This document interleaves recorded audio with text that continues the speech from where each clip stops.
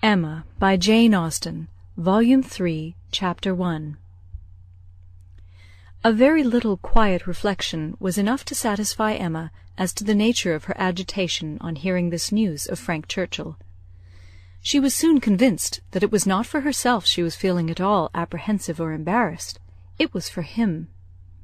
Her own attachment had really subsided into a mere nothing. It was not worth thinking of. But if he, who had undoubtedly been always so much the most in love of the two, were to be returning with the same warmth of sentiment which he had taken away, it would be very distressing. If a separation of 2 months should not have cooled him, there were dangers and evils before her. Caution for him and for herself would be necessary.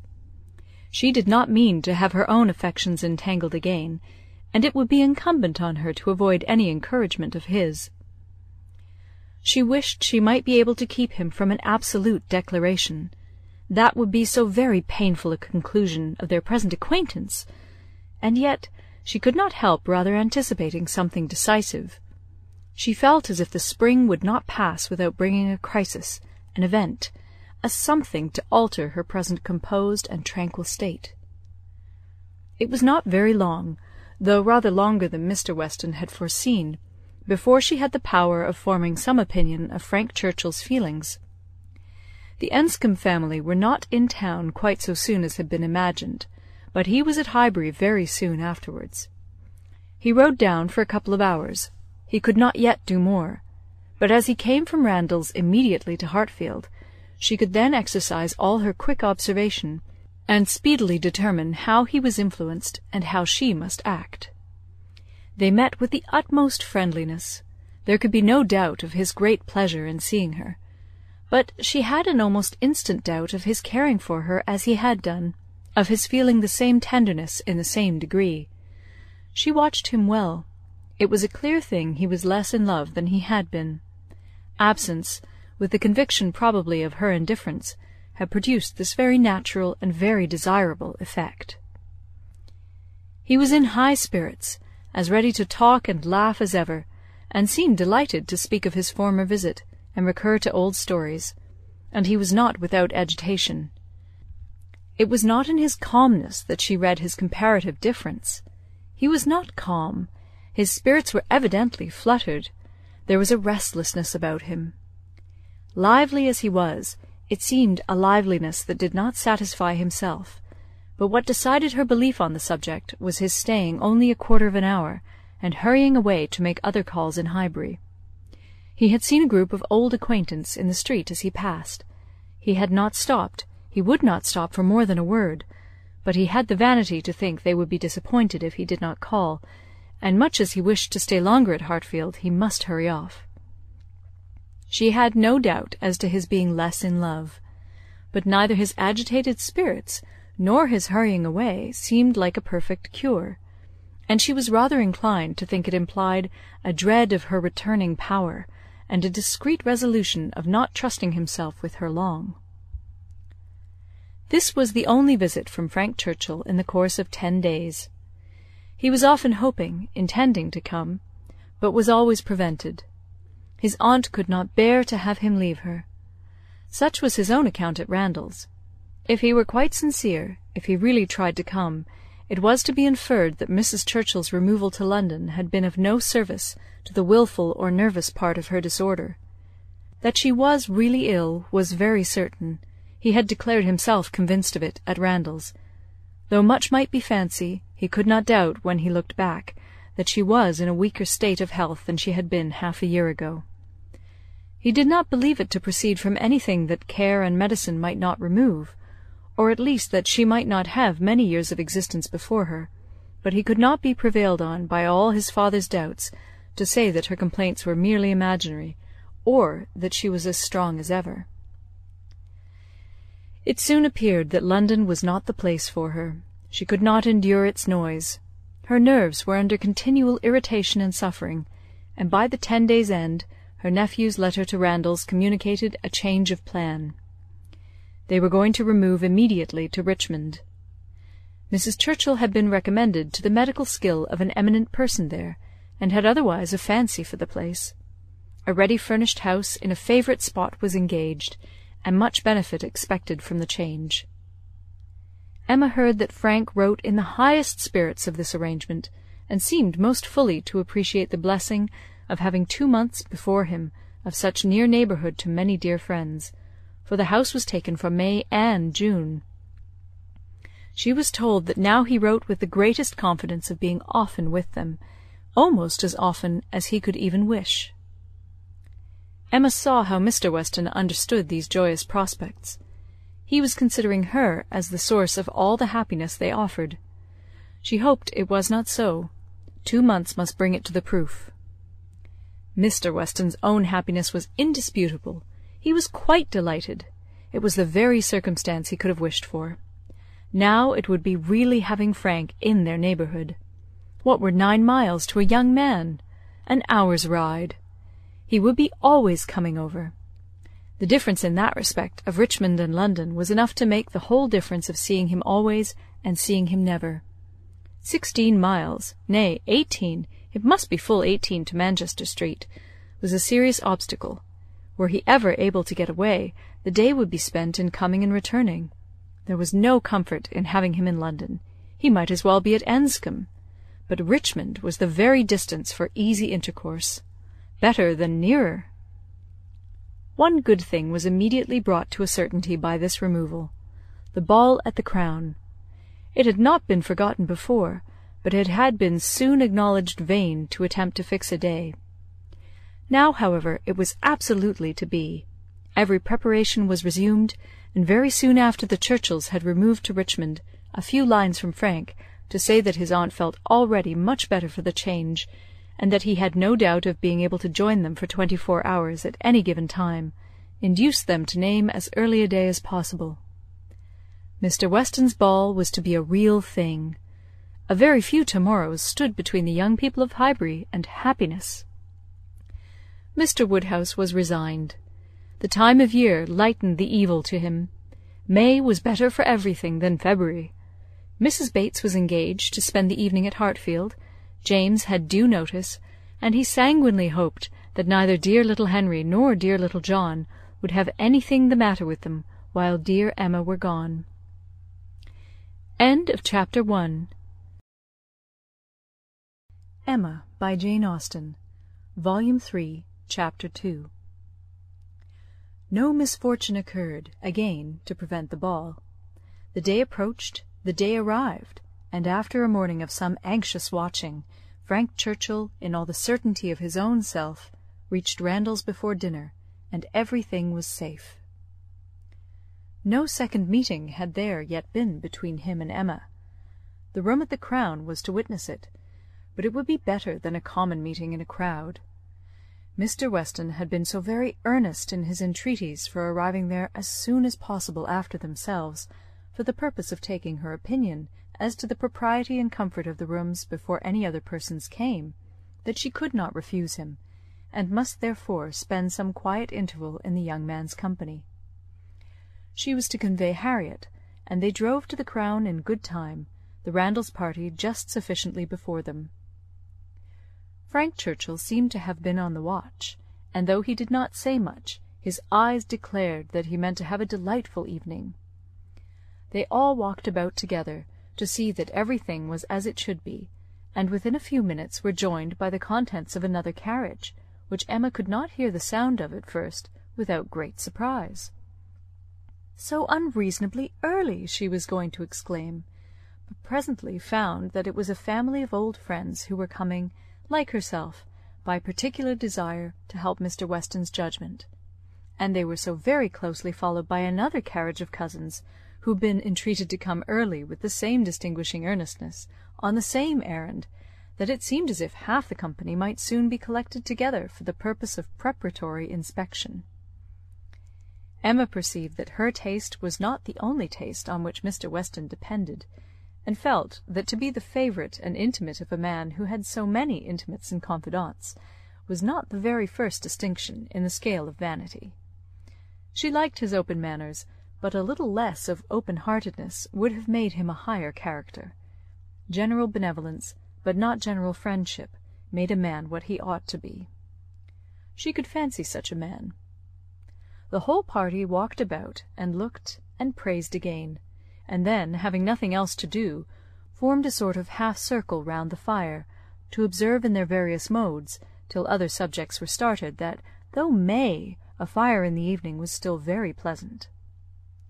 Emma found that it was not Mr. Weston's fault that the number of privy councillors was not yet larger.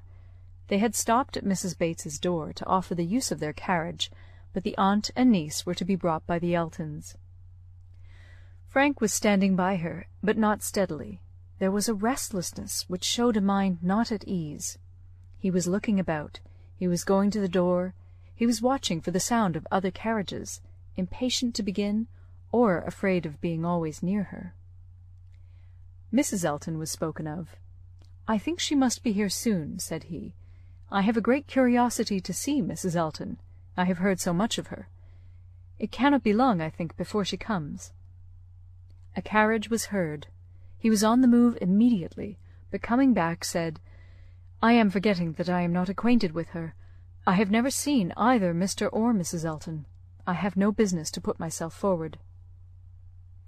Mr. and Mrs. Elton appeared, and all the smiles and the proprieties passed. "But Miss Bates and Miss Fairfax," said Mr. Weston, looking about. "We thought you were to bring them." The mistake had been slight. The carriage was sent for them now. Emma longed to know what Frank's first opinion of Mrs. Elton might be, how he was affected by the studied elegance of her dress and her smiles of graciousness. He was immediately qualifying himself to form an opinion by giving her very proper attention after the introduction had passed. In a few minutes the carriage returned. Somebody talked of rain. "I will see that there are umbrellas, sir," said Frank to his father. "Miss Bates must not be forgotten." And away he went. Mr. Weston was following, but Mrs. Elton detained him to gratify him by her opinion of his son, and so briskly did she begin, that the young man himself, though by no means moving slowly, could hardly be out of hearing. "A very fine young man indeed, Mr. Weston. You know I candidly told you I should form my own opinion, and I am happy to say that I am extremely pleased with him. You may believe me, I never compliment. I think him a very handsome young man, and his manners are precisely what I like and approve. So truly the gentleman, without the least conceit or puppyism. You must know I have a vast dislike to puppies, quite a horror of them. They were never tolerated at Maple Grove. Neither Mr. Suckling nor me had ever any patience with them, and we used sometimes to say very cutting things. Selina, who is mild almost to a fault, bore with them much better." While she talked of his son, Mr. Weston's attention was chained, but when she got to Maple Grove, he could recollect that there were ladies just arriving to be attended to, and with happy smiles must hurry away. Mrs. Elton turned to Mrs. Weston. "I have no doubt of its being our carriage with Miss Bates and Jane. Our coachman and horses are so extremely expeditious. I believe we drive faster than anybody. What a pleasure it is to send one's carriage for a friend. I understand you were so kind as to offer, but another time it will be quite unnecessary. You may be very sure I shall always take care of them." Miss Bates and Miss Fairfax, escorted by the two gentlemen, walked into the room, and Mrs. Elton seemed to think it as much her duty as Mrs. Weston's to receive them. Her gestures and movements might be understood by any one who looked on like Emma, but her words, everybody's words, were soon lost under the incessant flow of Miss Bates, who came in talking, and had not finished her speech under many minutes after her being admitted into the circle at the fire. As the door opened, she was heard. "So very obliging of you. No rain at all. Nothing to signify. I do not care for myself quite thick shoes. And Jane declares, well, as soon as she was within the door, well, this is brilliant indeed. This is admirable, excellently contrived, upon my word. Nothing wanting. Could not have imagined it. So well lighted up. Jane, Jane, look! Did you ever see anything? Oh, Mr. Weston, you must really have had Aladdin's lamp. Good Mrs. Stokes would not know her own room again. I saw her as I came in. She was standing in the entrance. Oh, Mrs. Stokes, said I, but I had not time for more. She was now met by Mrs. Weston.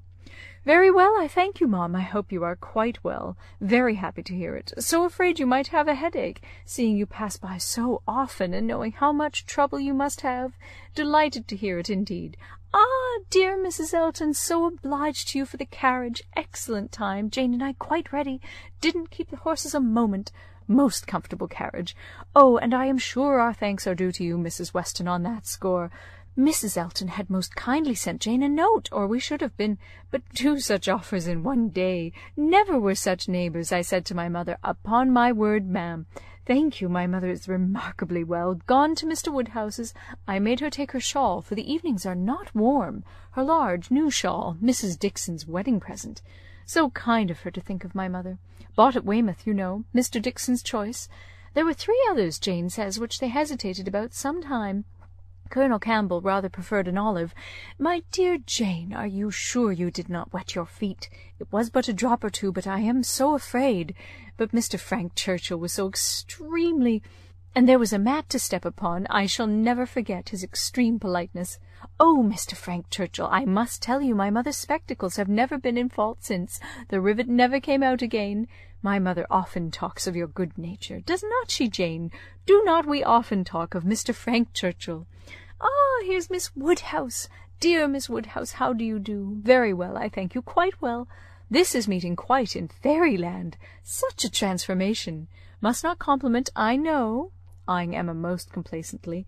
That would be rude, but upon my word, Miss Woodhouse, you do look... Oh, how do you like Jane's hair? You are a judge. She did it all herself. Quite wonderful how she does her hair. No hairdresser from London, I think, could. Ah, Dr. Hughes, I declare. And Mrs. Hughes. Must go and speak to Dr. and Mrs. Hughes for a moment. How do you do? How do you do? Very well, I thank you. This is delightful, is not it? Where's dear Mr. Richard? Oh, there he is. Don't disturb him. Much better employed talking to the young ladies. How do you do, Mr. Richard? I saw you the other day as you rode through the town. Mrs. Otway, I protest. And good Mr. Otway, and Miss Otway, and Miss Caroline. Such a host of friends. And Mr. George, and Mr. Arthur. How do you do? How do you all do? Quite well, I am much obliged to you, never better. Don't I hear another carriage? Who can this be? Very likely the worthy Coles. Upon my word, this is charming to be standing about among such friends. And such a noble fire. I am quite roasted. No coffee, I thank you, for me. Never take coffee. A little tea, if you please, sir, by and by. No hurry. Oh, here it comes. Everything so good. Frank Churchill returned to his station by Emma, and as soon as Miss Bates was quiet, she found herself necessarily overhearing the discourse of Mrs. Elton and Miss Fairfax, who were standing a little way behind her. He was thoughtful. Whether he were overhearing too, she could not determine.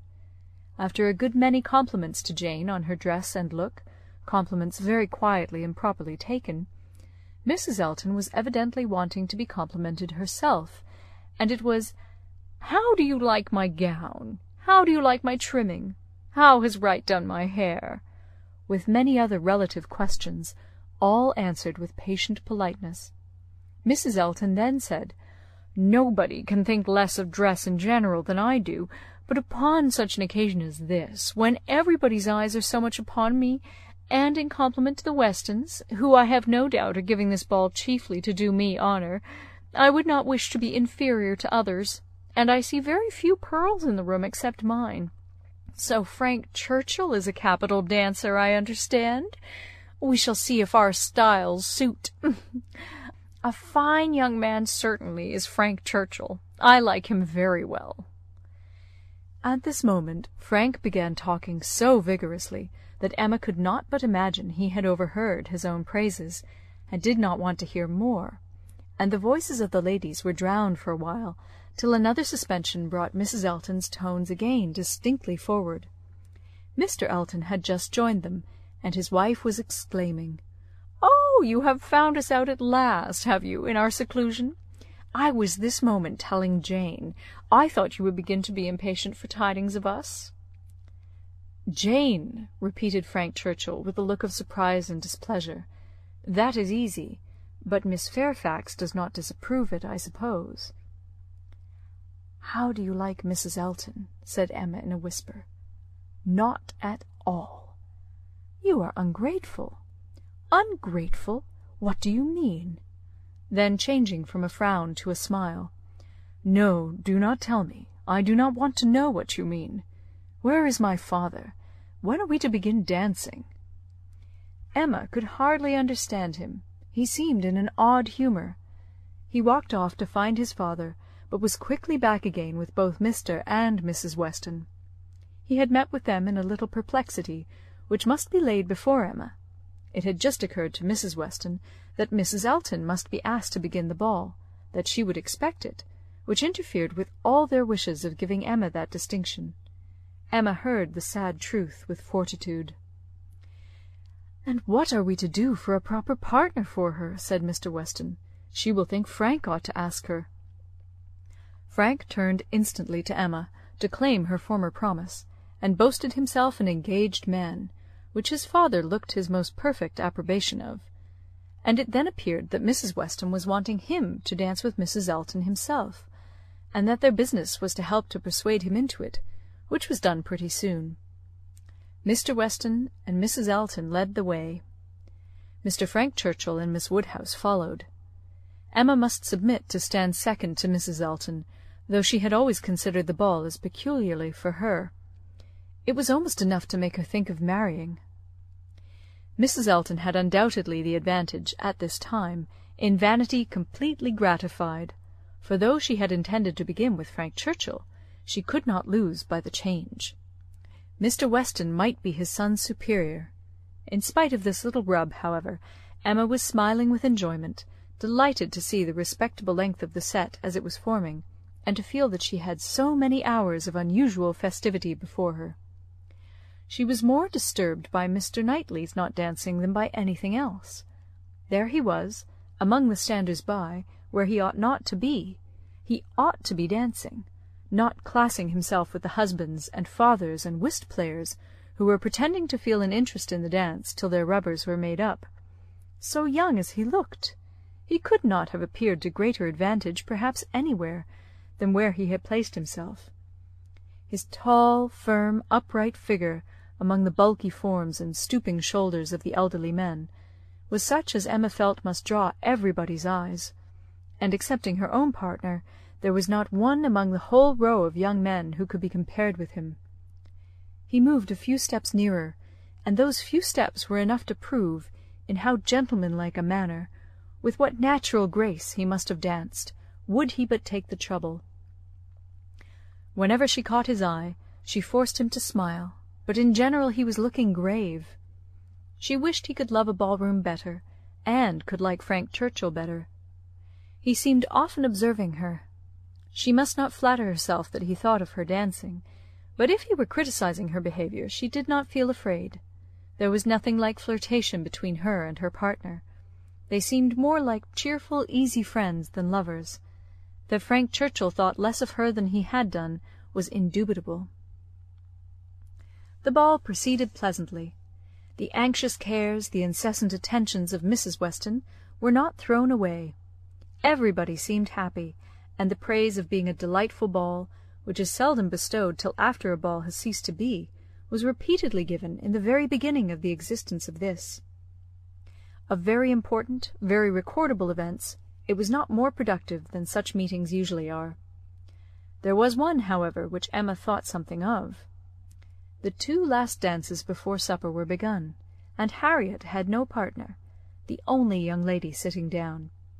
And so equal had been hitherto the number of dancers, that how there could be any one disengaged was the wonder. But Emma's wonder lessened soon afterwards on seeing Mr. Elton sauntering about. He would not ask Harriet to dance if it were possible to be avoided. She was sure he would not, and she was expecting him every moment to escape into the card-room. Escape, however, was not his plan. He came to the part of the room where the sitters-by were collected, spoke to some, and walked about in front of them as if to show his liberty and his resolution of maintaining it. He did not omit being sometimes directly before Miss Smith, or speaking to those who were close to her. Emma saw it. She was not yet dancing. She was working her way up from the bottom, and had therefore leisure to look around, and by only turning her head a little she saw it all. When she was half-way up the set, the whole group were exactly behind her, and she would no longer allow her eyes to watch. But Mr. Elton was so near that she heard every syllable of a dialogue which just then took place between him and Mrs. Weston, and she perceived that his wife, who was standing immediately above her, was not only listening also, but even encouraging him by significant glances. The kind-hearted, gentle Mrs. Weston had left her seat to join him and say, "Do not you dance, Mr. Elton?" To which his prompt reply was, "Most readily, Mrs. Weston, if you will dance with me." "Me? Oh, no, I would get you a better partner than myself. I am no dancer." "If Mrs. Gilbert wishes to dance," said he, "I shall have great pleasure, I am sure; for, though beginning to feel myself rather an old married man, and that my dancing days are over, it would give me very great pleasure at any time to stand up with an old friend like Mrs. Gilbert." "Mrs. Gilbert does not mean to dance, but there is a young lady disengaged whom I should be very glad to see dancing. Miss Smith." "Miss Smith? Oh, I had not observed. You are extremely obliging, and if I were not an old married man. But my dancing days are over, Mrs. Weston. You will excuse me. Anything else I should be most happy to do at your command, but my dancing days are over." Mrs. Weston said no more, and Emma could imagine with what surprise and mortification she must be returning to her seat. This was Mr. Elton, the amiable, obliging, gentle Mr. Elton. She looked round for a moment.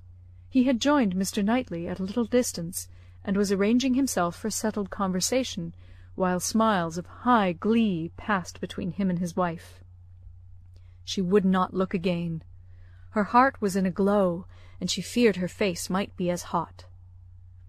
In another moment a happier sight caught her. Mr. Knightley leading Harriet to the set! Never had she been more surprised, seldom more delighted than at that instant. She was all pleasure and gratitude, both for Harriet and herself, and longed to be thanking him, and though too distant for speech, her countenance said much, as soon as she could catch his eye again. His dancing proved to be just what she had believed it, extremely good, and Harriet would have seemed almost too lucky if it had not been for the cruel state of things before, and for the very complete enjoyment and very high sense of the distinction which her happy features announced. It was not thrown away on her. She bounded higher than ever, flew farther down the middle, and was in a continual course of smiles. Mr. Elton had retreated into the card-room, looking, Emma trusted, very foolish. She did not think he was quite so hardened as his wife, though growing very like her. She spoke some of her feelings by observing audibly to her partner, "Knightley has taken pity on poor little Miss Smith. Very good-natured, I declare." Supper was announced. The move began, and Miss Bates might be heard from that moment, without interruption, till her being seated at table and taking up her spoon. "Jane, Jane, my dear Jane, where are you? Here is your tippet. Mrs. Weston begs you to put on your tippet. She says she is afraid there will be draughts in the passage, though everything has been done. One door nailed up, quantities of matting. My dear Jane, indeed you must. Mr. Churchill, oh, you are too obliging. How well you put it on. So gratified. Excellent dancing indeed. Yes, my dear, I ran home as I said I should to help grandmamma to bed, and got back again, and nobody missed me. I set off without saying a word, just as I told you.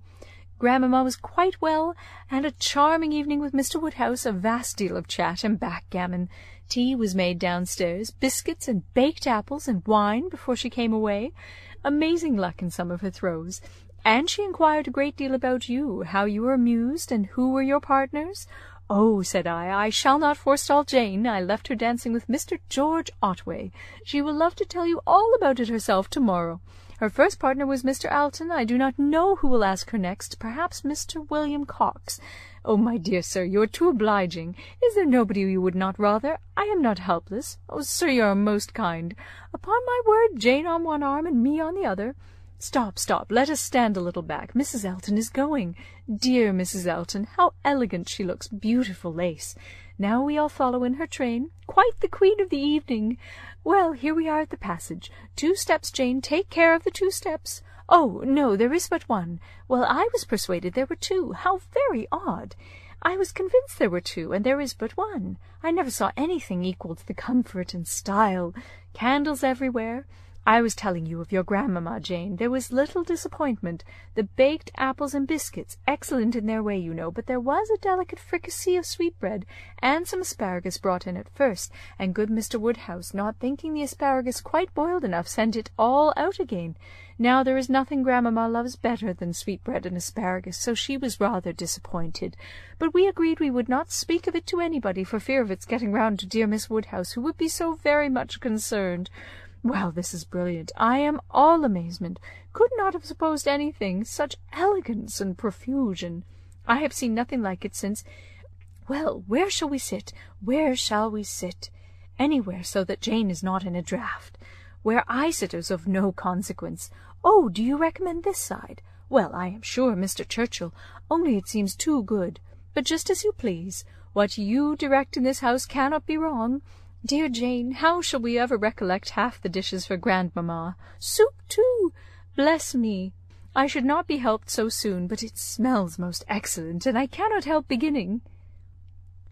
Emma had no opportunity of speaking to Mr. Knightley till after supper, but when they were all in the ball-room again, her eyes invited him irresistibly to come to her and be thanked. He was warm in his reprobation of Mr. Elton's conduct.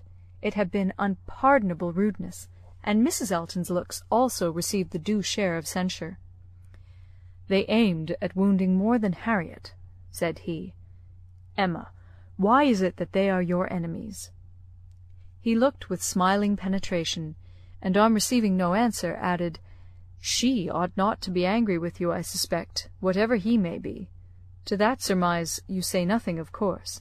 But confess, Emma, that you did want him to marry Harriet." "I did," replied Emma, "and they cannot forgive me." He shook his head, but there was a smile of indulgence with it, and he only said, "I shall not scold you. I leave you to your own reflections." "Can you trust me with such flatterers? Does my vain spirit ever tell me I am wrong?" "Not your vain spirit, but your serious spirit. If one leads you wrong, I am sure the other tells you of it." "I do own myself to have been completely mistaken in Mr. Elton. There is a littleness about him which you discovered, and which I did not. And I was fully convinced of his being in love with Harriet. It was through a series of strange blunders. And, in return for your acknowledging so much, I will do you the justice to say, that you would have chosen for him better than he has chosen for himself. Harriet Smith has some first-rate qualities which Mrs. Elton is totally without. An unpretending, single-minded, artless girl, infinitely to be preferred by any man of sense and taste to such a woman as Mrs. Elton. I found Harriet more conversable than I expected." Emma was extremely gratified. They were interrupted by the bustle of Mr. Weston calling on everybody to begin dancing again. "Come, Miss Woodhouse, Miss Otway, Miss Fairfax, what are you all doing? Come, Emma, set your companions the example. Everybody is lazy. Everybody is asleep." "I am ready," said Emma, "whenever I am wanted." "Whom are you going to dance with?" asked Mr. Knightley. She hesitated a moment, and then replied, "With you, if you will ask me." "Will you?" said he, offering his hand. "Indeed I will. You have shown that you can dance, and you know we are not really so much brother and sister as to make it at all improper." "Brother and sister? No, indeed." Chapter 2. Emma, by Jane Austen, Volume 3, Chapter 3. This little explanation with Mr. Knightley gave Emma considerable pleasure. It was one of the agreeable recollections of the ball, which she walked about the lawn the next morning to enjoy.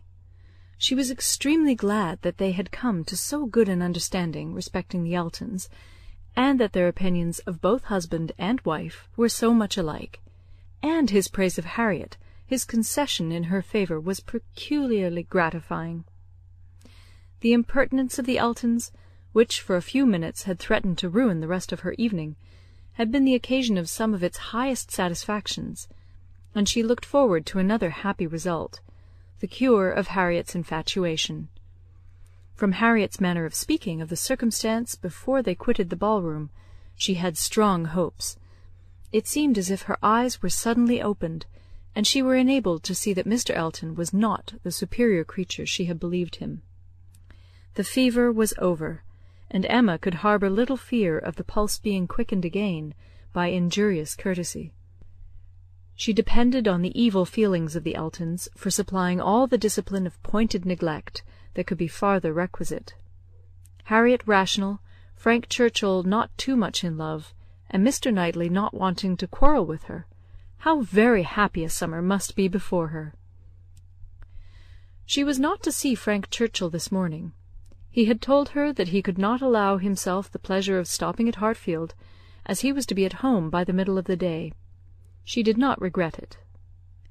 Having arranged all these matters, looked them through, and put them all to rights, she was just turning to the house with spirits freshened up for the demands of the two little boys, as well as of their grandpapa, when the great iron sweep-gate opened, and two persons entered whom she had never less expected to see together.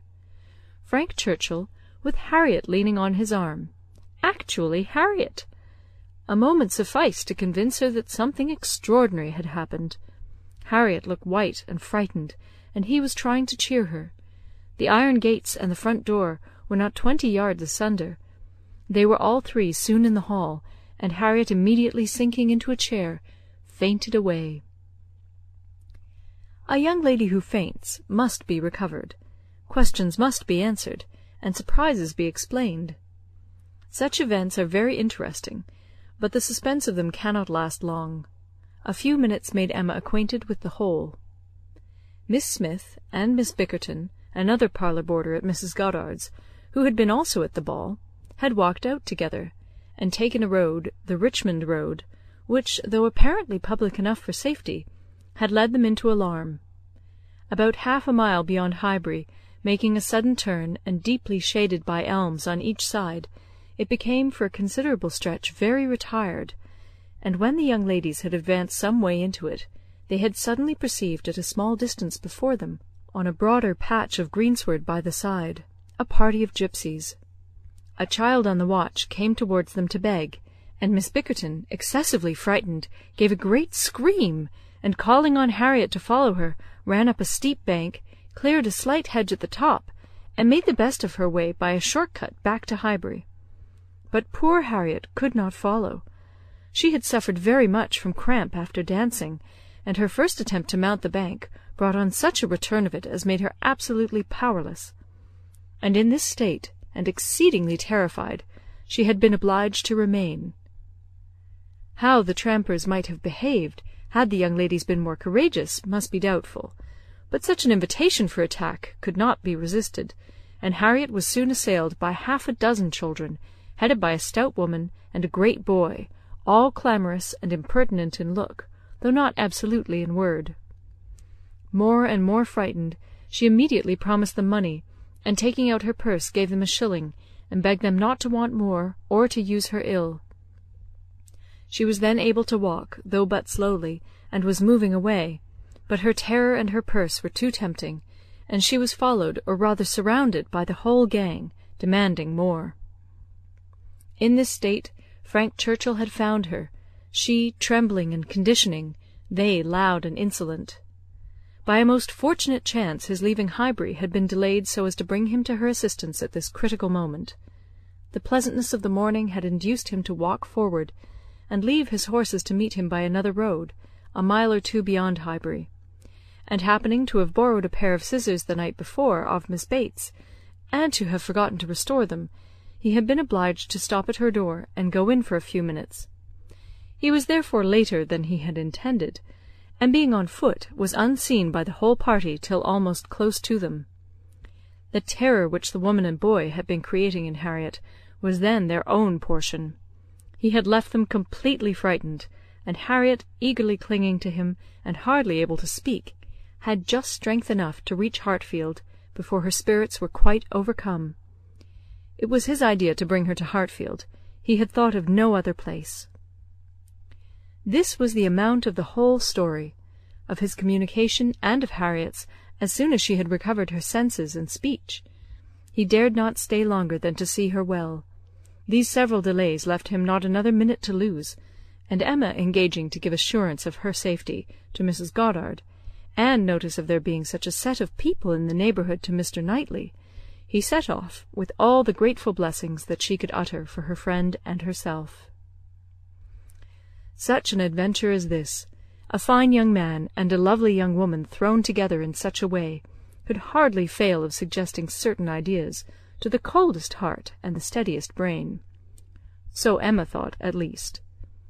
Could a linguist, could a grammarian, could even a mathematician have seen what she did, have witnessed their appearance together and heard their history of it, without feeling that circumstances had been at work to make them peculiarly interesting to each other? How much more must an imaginist like herself be on fire with speculation and foresight, especially with such a groundwork of anticipation as her mind had already made. It was a very extraordinary thing. Nothing of the sort had ever occurred before to any young ladies in the place, within her memory. No rencontre, no alarm of the kind, and now it had happened to the very person, and at the very hour, when the other very person was chancing to pass by to rescue her. It certainly was very extraordinary.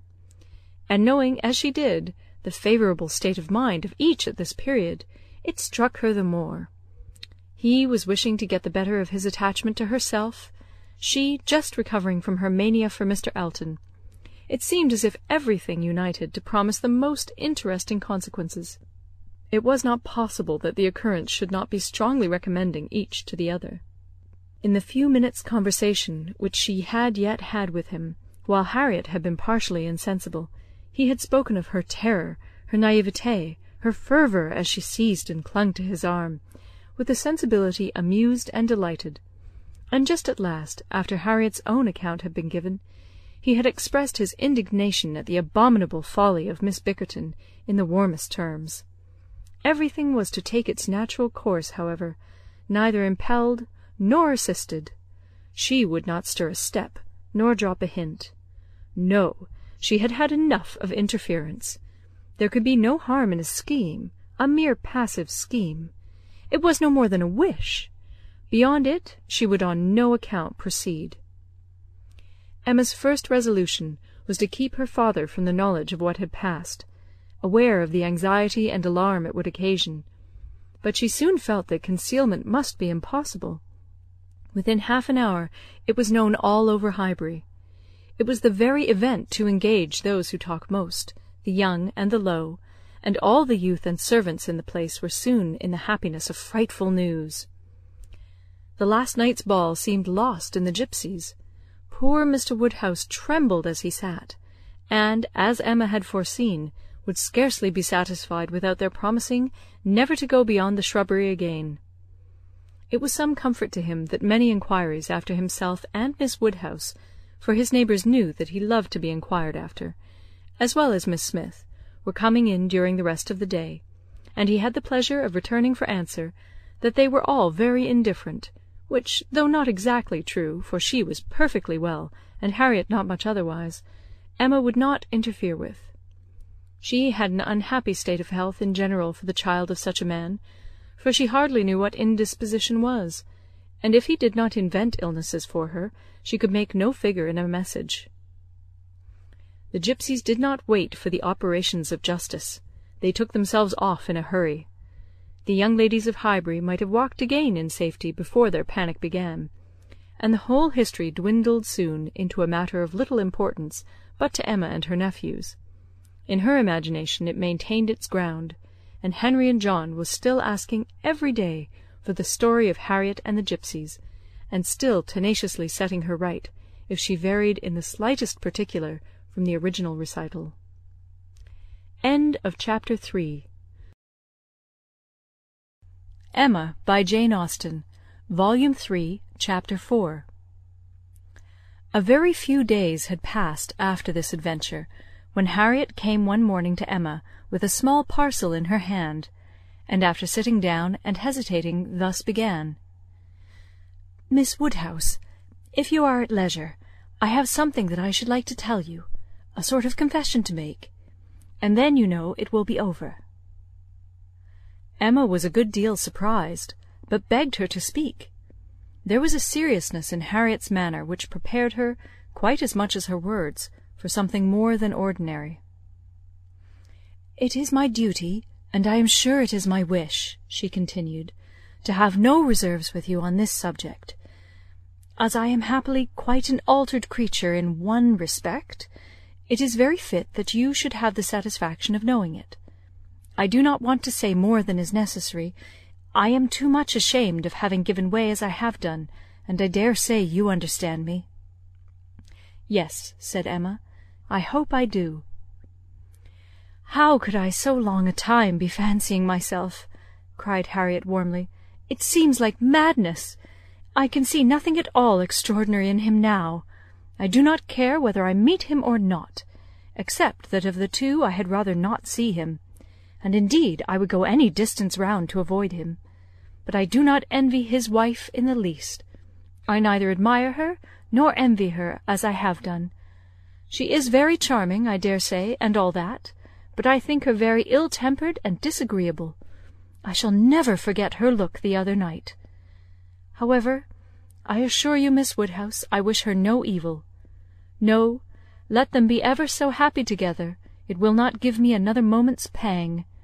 And to convince you that I have been speaking truth, I am now going to destroy what I ought to have destroyed long ago, what I ought never to have kept. I know that very well," blushing as she spoke.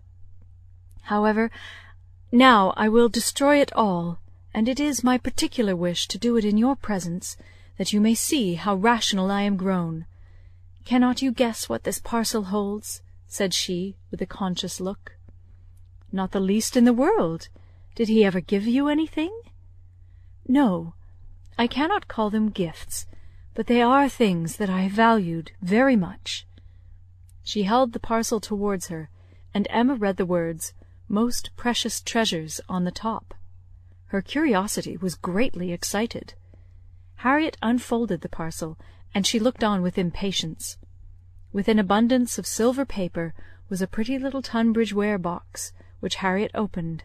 It was well lined with the softest cotton, but, excepting the cotton, Emma saw only a small piece of court plaster.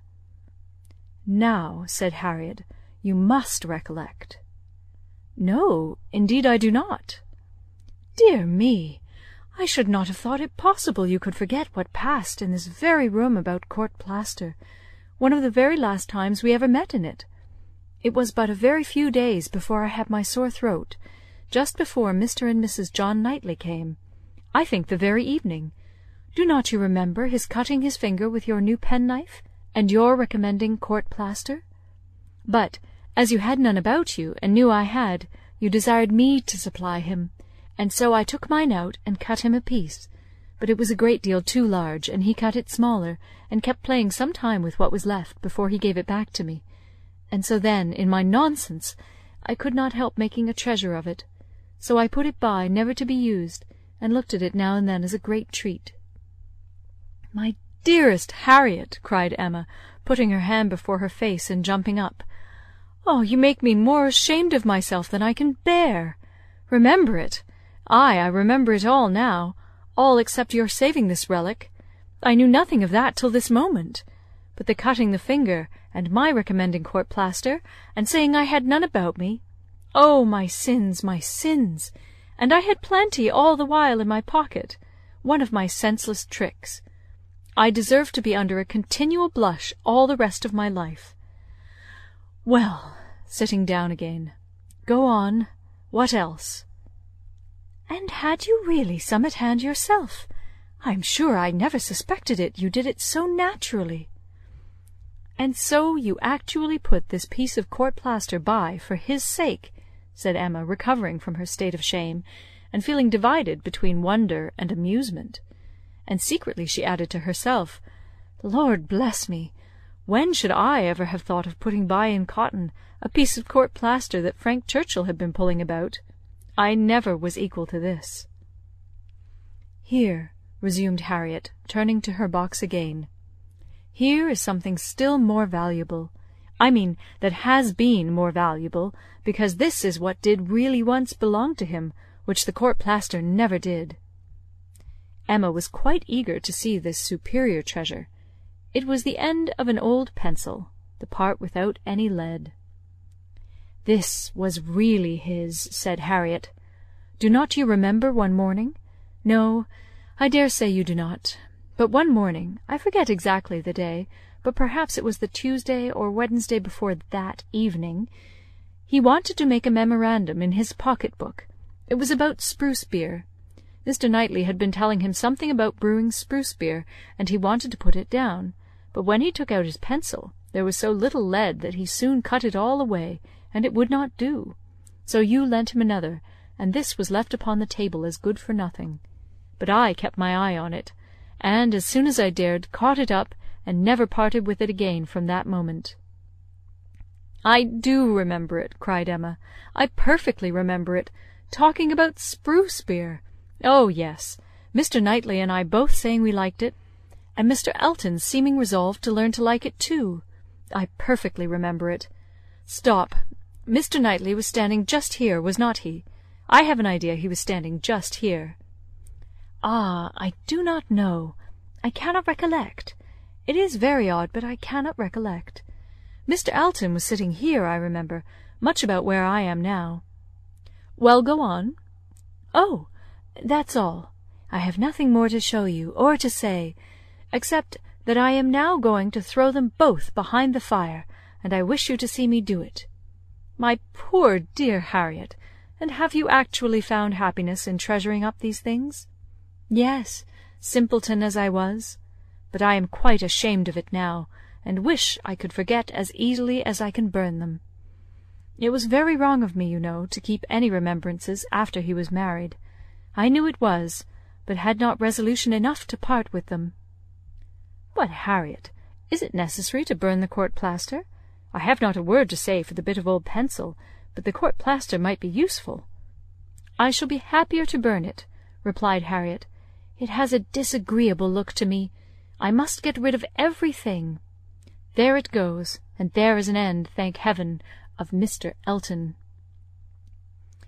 "And when," thought Emma, "will there be a beginning of Mr. Churchill?" She had soon afterwards reason to believe that the beginning was already made, and could not but hope that the gipsy, though she had told no fortune, might be proved to have made Harriet's. About a fortnight after the alarm, they came to a sufficient explanation, and quite undesignedly. Emma was not thinking of it at the moment, which made the information she received more valuable. She merely said, in the course of some trivial chat, "Well, Harriet, whenever you marry, I would advise you to do so and so," and thought no more of it, till after a minute's silence she heard Harriet say in a very serious tone, "I shall never marry." Emma then looked up, and immediately saw how it was, and after a moment's debate as to whether it should pass unnoticed or not, replied, "Never marry? This is a new resolution." "It is one that I shall never change, however." After another short hesitation, "I hope it does not proceed from... I hope it is not in compliment to Mr. Elton." "Mr. Elton, indeed!" cried Harriet indignantly. "Oh, no!" And Emma could just catch the words, "so superior to Mr. Elton." She then took a longer time for consideration. Should she proceed no farther? Should she let it pass, and seem to suspect nothing? Perhaps Harriet might think her cold or angry if she did, or perhaps if she were totally silent, it might only drive Harriet into asking her to hear too much, and against anything like such an unreserve as had been, such an open and frequent discussion of hopes and chances, she was perfectly resolved. She believed it would be wiser for her to say and know at once all that she meant to say and know. Plain dealing was always best. She had previously determined how far she would proceed, on any application of the sort, and it would be safer for both to have the judicious law of her own brain laid down with speed. She was decided, and thus spoke: "Harriet, I will not affect to be in doubt of your meaning. Your resolution, or rather your expectation of never marrying, results from an idea that the person whom you might prefer would be too greatly your superior in situation to think of you. Is not it so?" "Oh, Miss Woodhouse, believe me, I have not the presumption to suppose. Indeed, I am not so mad. But it is a pleasure to me to admire him at a distance, and to think of his infinite superiority to all the rest of the world, with the gratitude, wonder, and veneration which are so proper, in me especially."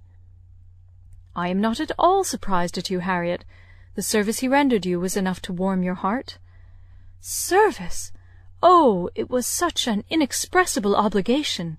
The very recollection of it, and all that I felt at the time, when I saw him coming, his noble look, and my wretchedness before. Such a change! In one moment such a change! From perfect misery to perfect happiness." "It is very natural. It is natural, and it is honourable. Yes, honourable, I think, to choose so well and so gratefully. But that it will be a fortunate preference is more than I can promise. I do not advise you to give way to it, Harriet. I do not by any means engage for its being returned. Consider what you are about. Perhaps it will be wisest in you to check your feelings while you can. At any rate, do not let them carry you far, unless you are persuaded of his liking you. Be observant of him. Let his behaviour be the guide of your sensations. I give you this caution now, because I shall never speak to you again on the subject. I am determined against all interference. Henceforward I know nothing of the matter. Let no name ever pass our lips. We were very wrong before. We will be cautious now. He is your superior, no doubt, and there do seem objections and obstacles of a very serious nature. But yet, Harriet, more wonderful things have taken place. There have been matches of greater disparity. But take care of yourself.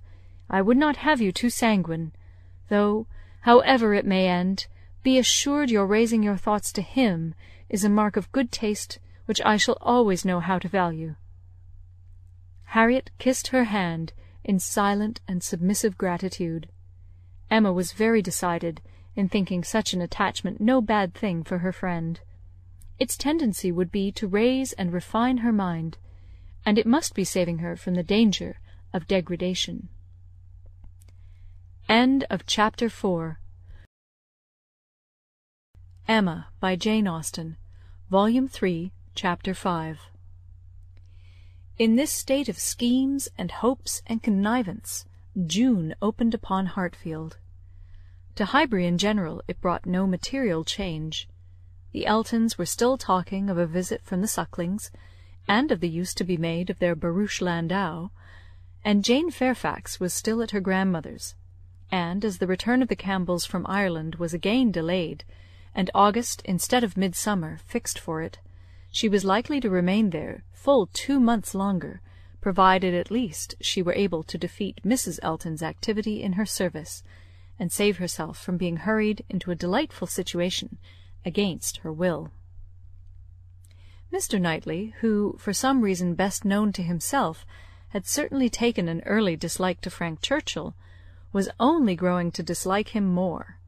He began to suspect him of some double dealing in his pursuit of Emma. That Emma was his object appeared indisputable. Everything declared it.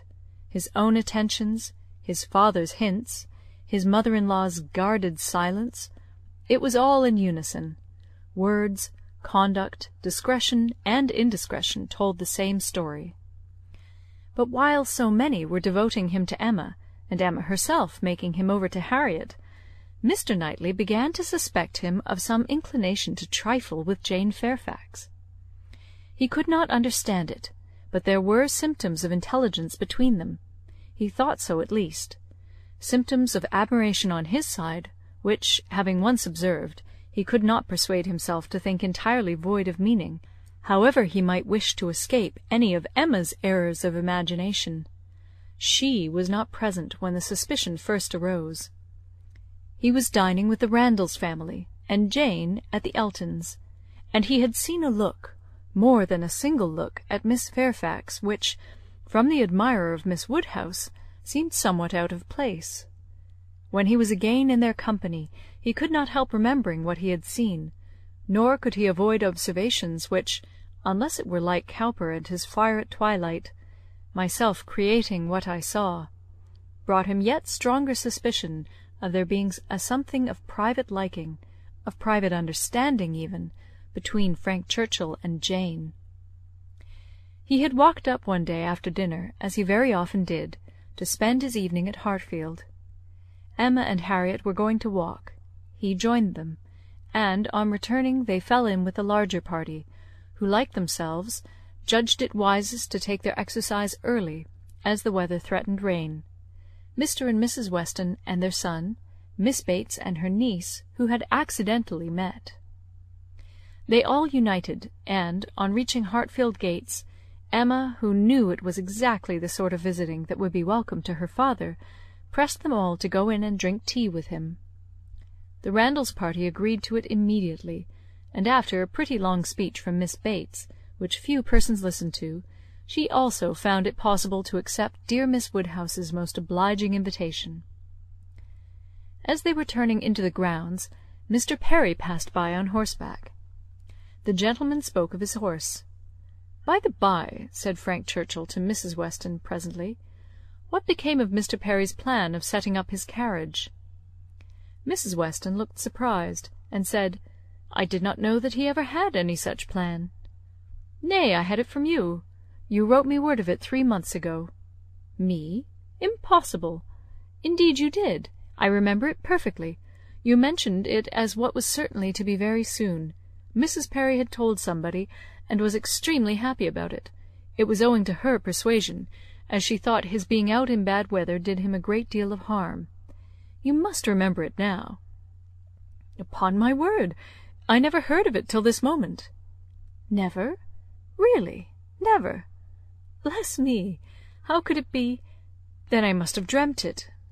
But I was completely persuaded. Miss Smith, you walk as if you were tired. You will not be sorry to find yourself at home." "What is this? What is this?" cried Mr. Weston. "About Perry and a carriage? Is Perry going to set up his carriage, Frank?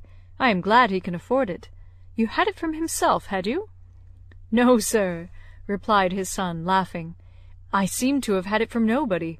Very odd.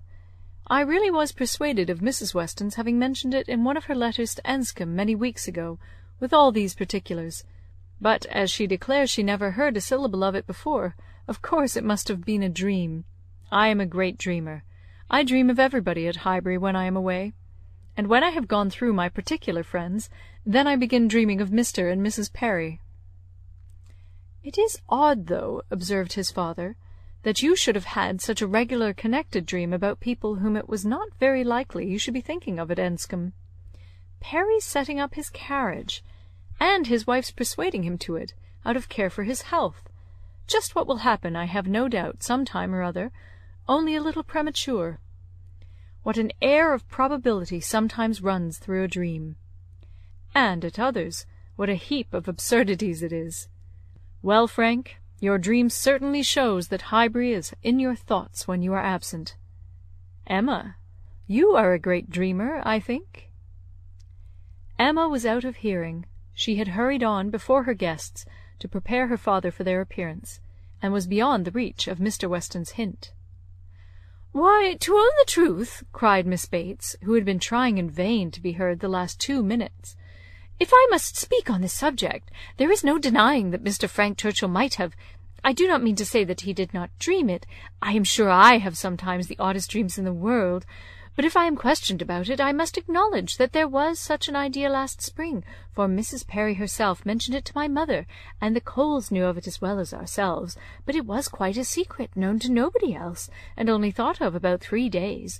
Mrs. Perry was very anxious that he should have a carriage, and came to my mother in great spirits one morning, because she thought she had prevailed. Jane, don't you remember grandmamma's telling us of it when we got home? I forget where we had been walking to, very likely to Randalls. Yes, I think it was to Randalls. Mrs. Perry was always particularly fond of my mother. Indeed, I do not know who is not. And she had mentioned it to her in confidence. She had no objection to her telling us, of course, but it was not to go beyond, and from that day to this I never mentioned it to a soul that I know of. At the same time, I will not positively answer for my having never dropped a hint, because I know I do sometimes pop out a thing before I am aware. I am a talker, you know. I am rather a talker, and now and then I have let a thing escape me which I should not. I am not like Jane. I wish I were. I will answer for it she never betrayed the least thing in the world. Where is she? Oh, just behind. Perfectly remember Mrs. Perry's coming. Extraordinary dream, indeed. They were entering the hall. Mr. Knightley's eyes had preceded Miss Bates's in a glance at Jane. From Frank Churchill's face, where he thought he saw confusion suppressed or laughed away, he had involuntarily turned to hers. But she was indeed behind, and too busy with her shawl. Mr. Weston had walked in. The two other gentlemen waited at the door to let her pass. Mr. Knightley suspected in Frank Churchill the determination of catching her eye. He seemed watching her intently. In vain, however, if it were so. Jane passed between them into the hall, and looked at neither. There was no time for further remark or explanation.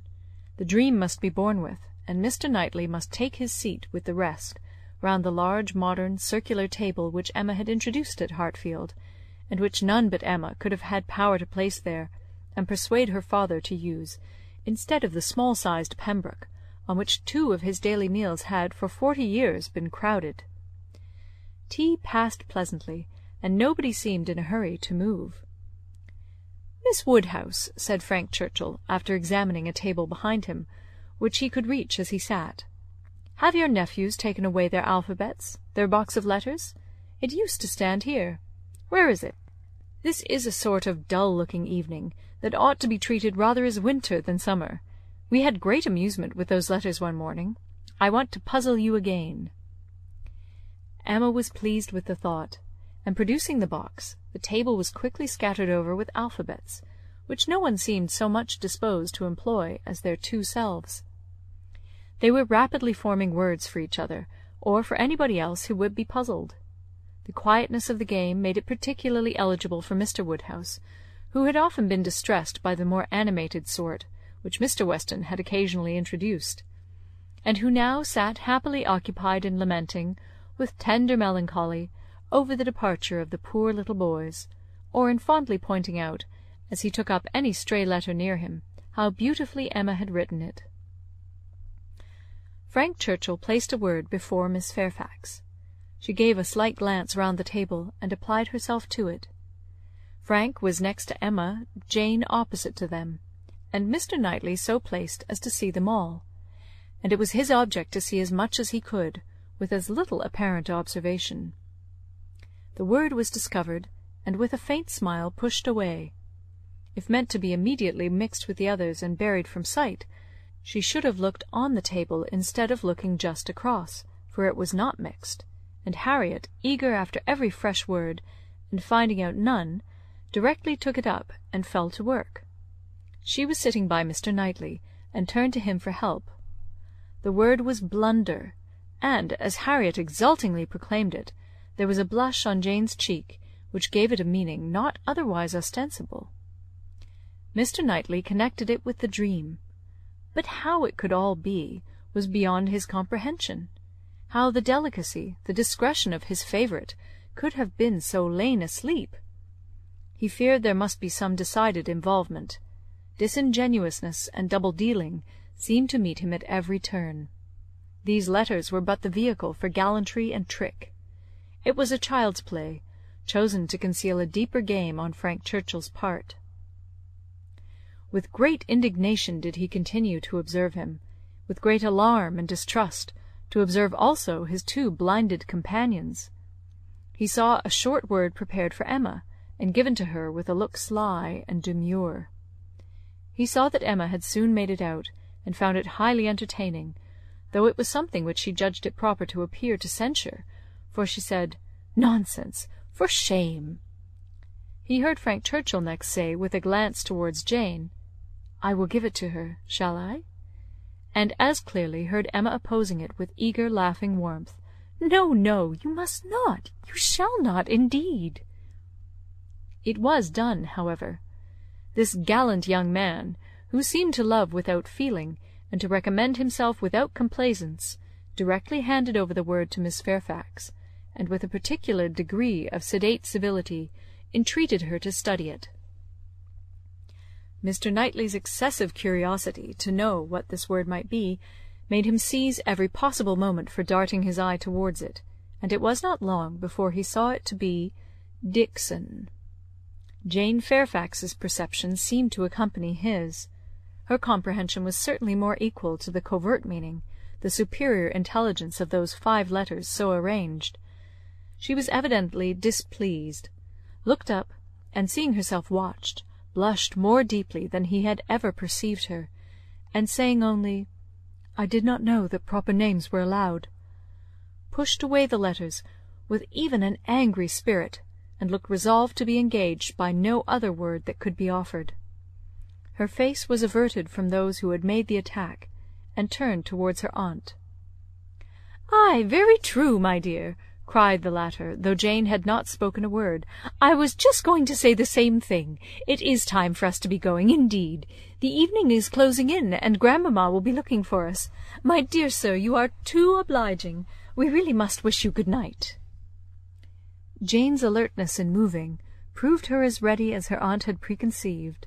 She was immediately up, and wanting to quit the table, but so many were also moving that she could not get away, and Mr. Knightley thought he saw another collection of letters anxiously pushed towards her, and resolutely swept away by her unexamined. She was afterwards looking for her shawl. Frank Churchill was looking also. It was growing dusk, and the room was in confusion, and how they parted Mr. Knightley could not tell. He remained at Hartfield after all the rest, his thoughts full of what he had seen, so full that when the candles came to assist his observations, he must, yes, he certainly must, as a friend, an anxious friend, give Emma some hint, ask her some question. He could not see her in a situation of such danger without trying to preserve her. It was his duty. "Pray, Emma," said he, "may I ask in what lay the great amusement, the poignant sting of the last word given to you and Miss Fairfax? I saw the word, and am curious to know how it could be so very entertaining to the one, and so very distressing to the other." Emma was extremely confused. She could not endure to give him the true explanation, for though her suspicions were by no means removed, she was really ashamed of having ever imparted them. "Oh!" she cried in evident embarrassment, "it all meant nothing, a mere joke among ourselves." "The joke," he replied gravely, "seemed confined to you and Mr. Churchill." He had hoped she would speak again, but she did not. She would rather busy herself about anything than speak. He sat a little while in doubt. A variety of evils crossed his mind. Interference, fruitless interference. Emma's confusion, and the acknowledged intimacy, seemed to declare her affection engaged. Yet he would speak. He owed it to her to risk anything that might be involved in an unwelcome interference, rather than her welfare; to encounter anything, rather than the remembrance of neglect in such a cause. "My dear Emma," he said at last, with earnest kindness, "do you think you perfectly understand the degree of acquaintance between the gentleman and lady we have been speaking of?" "Between Mr. Frank Churchill and Miss Fairfax? Oh, yes, perfectly. Why do you make a doubt of it?" "Have you never at any time had reason to think that he admired her, or that she admired him?" "Never, never!" she cried, with a most open eagerness. "Never for the 20th part of a moment did such an idea occur to me. And how could it possibly come into your head?" "I have lately imagined that I saw symptoms of attachment between them, certain expressive looks which I did not believe meant to be public." "Oh, you amuse me excessively. I am delighted to find that you can vouchsafe to let your imagination wander, but it will not do. Very sorry to check you in your first essay, but indeed it will not do. There is no admiration between them, I do assure you, and the appearances which have caught you have arisen from some peculiar circumstances, feelings rather of a totally different nature. It is impossible exactly to explain, there is a good deal of nonsense in it, but the part which is capable of being communicated, which is sense, is, that they are as far from any attachment or admiration for one another as any two beings in the world can be. That is, I presume it to be so on her side, and I can answer for its being so on his. I will answer for the gentleman's indifference." She spoke with a confidence which staggered, with a satisfaction which silenced Mr. Knightley. She was in gay spirits, and would have prolonged the conversation, wanting to hear the particulars of his suspicions, every look described, and all the wheres and hows of a circumstance which highly entertained her. But his gaiety did not meet hers. He found he could not be useful, and his feelings were too much irritated for talking. That he might not be irritated into an absolute fever by the fire which Mr. Woodhouse's tender habits required almost every evening throughout the year, he soon afterwards took a hasty leave, and walked home to the coolness and solitude of Donwell Abbey. Chapter 5. Emma, by Jane Austen, Volume 3, Chapter 6. After being long fed with hopes of a speedy visit from Mr. and Mrs. Suckling, the Highbury world were obliged to endure the mortification of hearing that they could not possibly come till the autumn. No such importation of novelties could enrich their intellectual stores at present. In the daily interchange of news, they must be again restricted to the other topics with which for a while the Sucklings' coming had been united, such as the last accounts of Mrs. Churchill, whose health seemed every day to supply a different report, and the situation of Mrs. Weston, whose happiness it was to be hoped might eventually be as much increased by the arrival of a child as that of all her neighbours was by the approach of it. Mrs. Elton was very much disappointed. It was the delay of a great deal of pleasure and parade. Her introductions and recommendations must all wait, and every projected party be still only talked of. So she thought at first, but a little consideration convinced her that everything need not be put off. Why should not they explore to Box Hill, though the Sucklings did not come? They could go there again with them in the autumn. It was settled that they should go to Box Hill. That there was to be such a party had been long generally known. It had even given the idea of another. Emma had never been to Box Hill. She wished to see what everybody found so well worth seeing, and she and Mr. Weston had agreed to choose some fine morning and drive thither. 2 or 3 more of the chosen only were to be admitted to join them, and it was to be done in a quiet, unpretending, elegant way, infinitely superior to the bustle and preparation, the regular eating and drinking, and picnic parade of the Eltons and the Sucklings. This was so very well understood between them that Emma could not but feel some surprise, and a little displeasure, on hearing from Mr. Weston that he had been proposing to Mrs. Elton, as her brother and sister had failed her, that the 2 parties should unite and go together, and that as Mrs. Elton had very readily acceded to it, so it was to be if she had no objection. Now, as her objection was nothing but her very great dislike of Mrs. Elton, of which Mr. Weston must already be perfectly aware, it was not worth bringing forward again. It could not be done without a reproof to him, which would be giving pain to his wife, and she found herself therefore obliged to consent to an arrangement which she would have done a great deal to avoid, an arrangement which would probably expose her even to the degradation of being said to be of Mrs. Elton's party. Every feeling was offended, and the forbearance of her outward submission left a heavy arrear due of secret severity in her reflections on the unmanageable good-will of Mr. Weston's temper. "I am glad you approve of what I have done," said he, very comfortably. "But I thought you would. Such schemes as these are nothing without numbers. One cannot have too large a party. A large party secures its own amusement. And she is a good-natured woman, after all. One could not leave her out."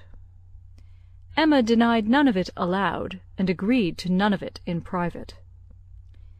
It was now the middle of June, and the weather fine, and Mrs. Elton was growing impatient to name the day, and settle with Mr. Weston as to pigeon pies and cold lamb, when a lame carriage-horse threw everything into sad uncertainty. It might be weeks, it might be only a few days, before the horse were usable, but no preparations could be ventured on, and it was all melancholy stagnation. Mrs. Elton's resources were inadequate to such an attack. "Is not this most vexatious, Knightley?" she cried. "And such weather for exploring! These delays and disappointments are quite odious. What are we to do? The year will wear away at this rate, and nothing done. Before this time last year, I assure you we had had a delightful exploring party from Maple Grove to King's Weston." "You had better explore to Donwell," replied Mr. Knightley. "That may be done without horses. Come and eat my strawberries. They are ripening fast." If Mr. Knightley did not begin seriously, he was obliged to proceed so, for his proposal was caught at with delight, and the "Oh, I should like it of all things!" was not plainer in words than manner. Donwell was famous for its strawberry beds, which seemed a plea for the invitation, but no plea was necessary. Cabbage beds would have been enough to tempt the lady, who only wanted to be going somewhere. She promised him again and again to come, much oftener than he doubted, and was extremely gratified by such a proof of intimacy, such a distinguishing compliment, as she chose to consider it. "You may depend upon me," said she. "I certainly will come. Name your day, and I will come. You will allow me to bring Jane Fairfax?" "I cannot name a day," said he, "till I have spoken to some others whom I would wish to meet you." "Oh, leave that all to me. Only give me a carte blanche. I am Lady Patroness, you know. It is my party. I will bring friends with me." "I hope you will bring Elton," said he, "but I will not trouble you to give any other invitations." "Oh, now you are looking very sly. But consider, you need not be afraid of delegating power to me. I am no young lady on her preferment. Married women, you know, may be safely authorized. It is my party. Leave it all to me. I will invite your guests." "No," he calmly replied. "There is but one married woman in the world whom I can ever allow to invite what guests she pleases to Donwell, and that one is—" "Mrs. Weston, I suppose," interrupted Mrs. Elton, rather mortified.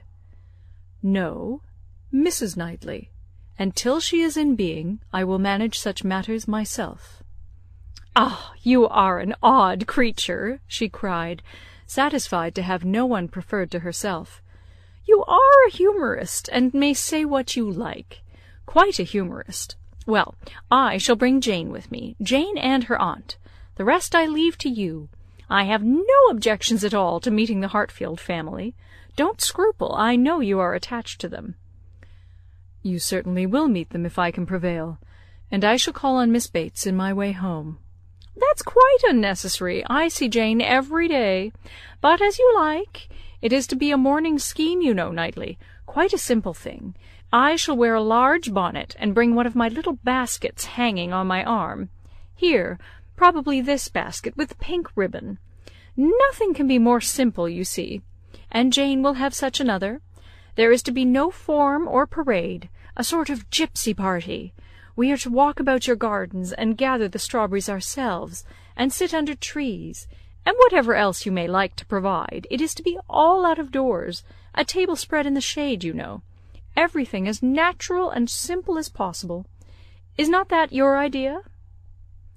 "Not quite. My idea of the simple and the natural will be to have the table spread in the dining-room. The nature and the simplicity of gentlemen and ladies, with their servants and furniture, I think is best observed by meals within doors. When you are tired of eating strawberries in the garden, there shall be cold meat in the house." "Well, as you please. Only don't have a great set-out. And by the by, can I or my housekeeper be of any use to you with our opinion? Pray be sincere, Knightley, if you wish me to talk to Mrs. Hodges, or to inspect anything." "I have not the least wish for it, I thank you." "Well, But if any difficulties should arise, my housekeeper is extremely clever. I will answer for it that mine thinks herself full as clever, and would spurn anybody's assistance. I wish we had a donkey. The thing would be for us all to come on donkeys, Jane, Miss Bates, and me, and my caro sposo walking by. I really must talk to him about purchasing a donkey. In a country life I conceive it to be a sort of necessary, for, let a woman have ever so many resources, it is not possible for her to be always shut up at home, and very long walks, you know. In summer there is dust, and in winter there is dirt. You will not find either between Donwell and Highbury. Donwell Lane is never dusty, and now it is perfectly dry. Come on a donkey, however, if you prefer it. You can borrow Mrs. Cole's. I would wish everything to be as much to your taste as possible. That I am sure you would. Indeed, I do you justice, my good friend. Under that peculiar sort of dry, blunt manner, I know you have the warmest heart. As I tell Mr. E., you are a thorough humourist. Yes, believe me, Knightley, I am fully sensible of your attention to me in the whole of this scheme. You have hit upon the very thing to please me. Mr. Knightley had another reason for avoiding a table in the shade. He wished to persuade Mr. Woodhouse, as well as Emma, to join the party, and he knew that to have any of them sitting down out of doors to eat would inevitably make him ill. Mr. Woodhouse must not, under the specious pretence of a morning drive, and an hour or two spent at Donwell, be tempted away to his misery. He was invited on good faith. No lurking horrors were to upbraid him for his easy credulity. He did consent. He had not been at Donwell for 2 years. Some very fine morning he and Emma and Harriet could go very well, and he could sit still with Mrs. Weston while the dear girls walked about the gardens. He did not suppose they could be damp now, in the middle of the day. He should like to see the old house again exceedingly, and should be very happy to meet Mr. and Mrs. Elton, and any other of his neighbours. He could not see any objection at all to his and Emma's and Harriet's going there some very fine morning. He thought it very well done of Mr. Knightley to invite them, very kind and sensible, much cleverer than dining out. He was not fond of dining out. Mr. Knightley was fortunate in everybody's most ready concurrence. The invitation was everywhere so well received that it seemed as if, like Mrs. Elton, they were all taking the scheme as a particular compliment to themselves. Emma and Harriet professed very high expectations of pleasure from it, and Mr. Weston, unasked, promised to get Frank over to join them, if possible, a proof of approbation and gratitude which could have been dispensed with. Mr. Knightley was then obliged to say that he should be glad to see him, and Mr. Weston engaged to lose no time in writing, and spare no arguments to induce him to come. In the meanwhile, the lame horse recovered so fast that the party to Box Hill was again under happy consideration, and at last Donwell was settled for one day, and Box Hill for the next, the weather appearing exactly right. Under a bright midday sun, at almost midsummer, Mr. Woodhouse was safely conveyed in his carriage, with one window down, to partake of this al fresco party. And in one of the most comfortable rooms in the Abbey, especially prepared for him, by a fire all the morning, he was happily placed, quite at his ease, ready to talk with pleasure of what had been achieved, and advise everybody to come and sit down, and not to heat themselves. Mrs. Weston, who seemed to have walked there on purpose to be tired, and sit all the time with him, remained when all the others were invited or persuaded out, his patient listener and sympathizer. It was so long since Emma had been at the Abbey, that as soon as she was satisfied of her father's comfort, she was glad to leave him and look around her, eager to refresh and correct her memory with more particular observation, more exact understanding of a house and grounds, which must ever be so interesting to her and all her family. She felt all the honest pride and complacency which her alliance with the present and future proprietor could fairly warrant, as she viewed the respectable size and style of the building, its suitable, becoming, characteristic situation, low and sheltered, its ample gardens stretching down to meadows washed by a stream, of which the Abbey, with all the old neglect of prospect, had scarcely a sight. and its abundance of timber in rows and avenues, which neither fashion nor extravagance had rooted up. The house was larger than Hartfield, and totally unlike it, covering a good deal of ground, rambling and irregular, with many comfortable and one or two handsome rooms. It was just what it ought to be, and it looked what it was, and Emma felt an increasing respect for it, as the residence of a family of such true gentility, untainted in blood and understanding. Some faults of temper John Knightley had, but Isabella had connected herself unexceptionably. She had given them neither men, nor names, nor places, that could raise a blush. These were pleasant feelings, and she walked about and indulged them till it was necessary to do as the others did, and collect round the strawberry beds. The whole party were assembled, excepting Frank Churchill, who was expected every moment from Richmond, and Mrs. Elton, in all her apparatus of happiness, her large bonnet, and her basket, was very ready to lead the way in gathering, accepting, or talking. Strawberries, and only strawberries, could now be thought or spoken of. "The best fruit in England, everybody's favourite, always wholesome. These the finest beds and finest sorts. Delightful to gather for oneself. The only way of really enjoying them. Morning decidedly the best time. Never tired, every sort good. Hautboy infinitely superior. No comparison, the others hardly eatable. Hautboy's very scarce. Chili preferred. White wood finest flavour of all. Price of strawberries in London. Abundance about Bristol. Maple Grove, cultivation, beds when to be renewed.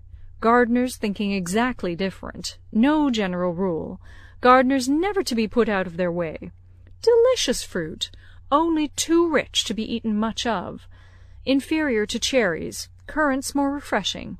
Only objection to gathering strawberries, the stooping. Glaring sun. Tired to death.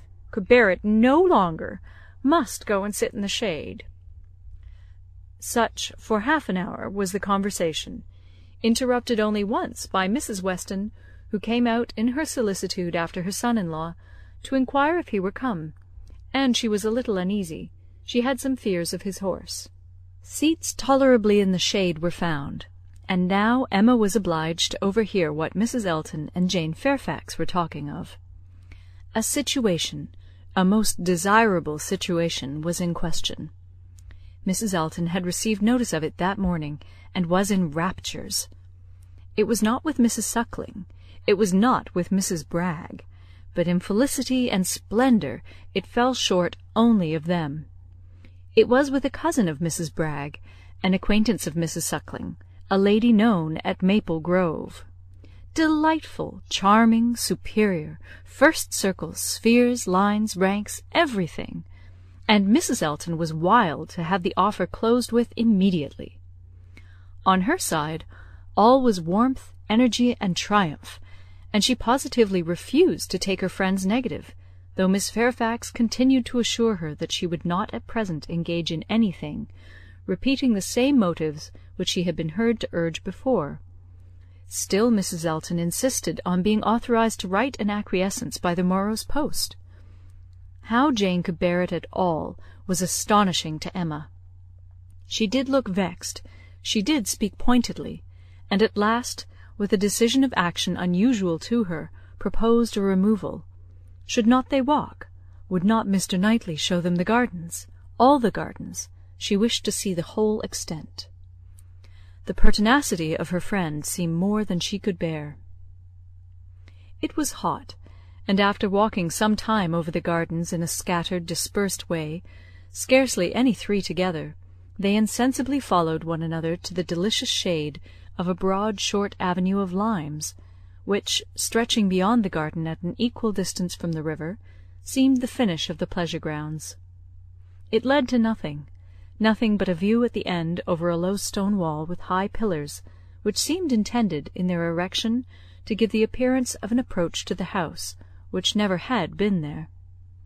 Disputable, however, as might be the taste of such a termination, it was in itself a charming walk, and the view which closed it extremely pretty. The considerable slope, at nearly the foot of which the abbey stood, gradually acquired a steeper form beyond its grounds, and at half a mile distant was a bank of considerable abruptness and grandeur, well clothed with wood, and at the bottom of this bank, favourably placed and sheltered, rose the Abbey Mill Farm, with meadows in front, and the river making a close and handsome curve around it.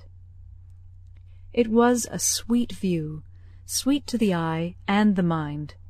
English verdure, English culture, English comfort, seen under a sun bright, without being oppressive.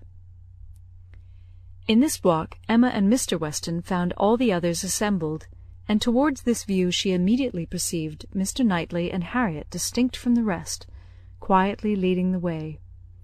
Mr. Knightley and Harriet! It was an odd tete-a-tete, but she was glad to see it. There had been a time when he would have scorned her as a companion, and turned from her with little ceremony. Now they seemed in pleasant conversation. There had been a time also when Emma would have been sorry to see Harriet in a spot so favourable for the Abbey Mill Farm, but now she feared it not. It might be safely viewed, with all its appendages of prosperity and beauty, its rich pastures, spreading flocks, orchard in blossom, and light column of smoke ascending. She joined them at the wall, and found them more engaged in talking than in looking round. He was giving Harriet information as to modes of agriculture, etc., and Emma received a smile which seemed to say, "These are my own concerns. I have a right to talk on such subjects, without being suspected of introducing Robert Martin." She did not suspect him. It was too old a story. Robert Martin had probably ceased to think of Harriet. They took a few turns together along the walk.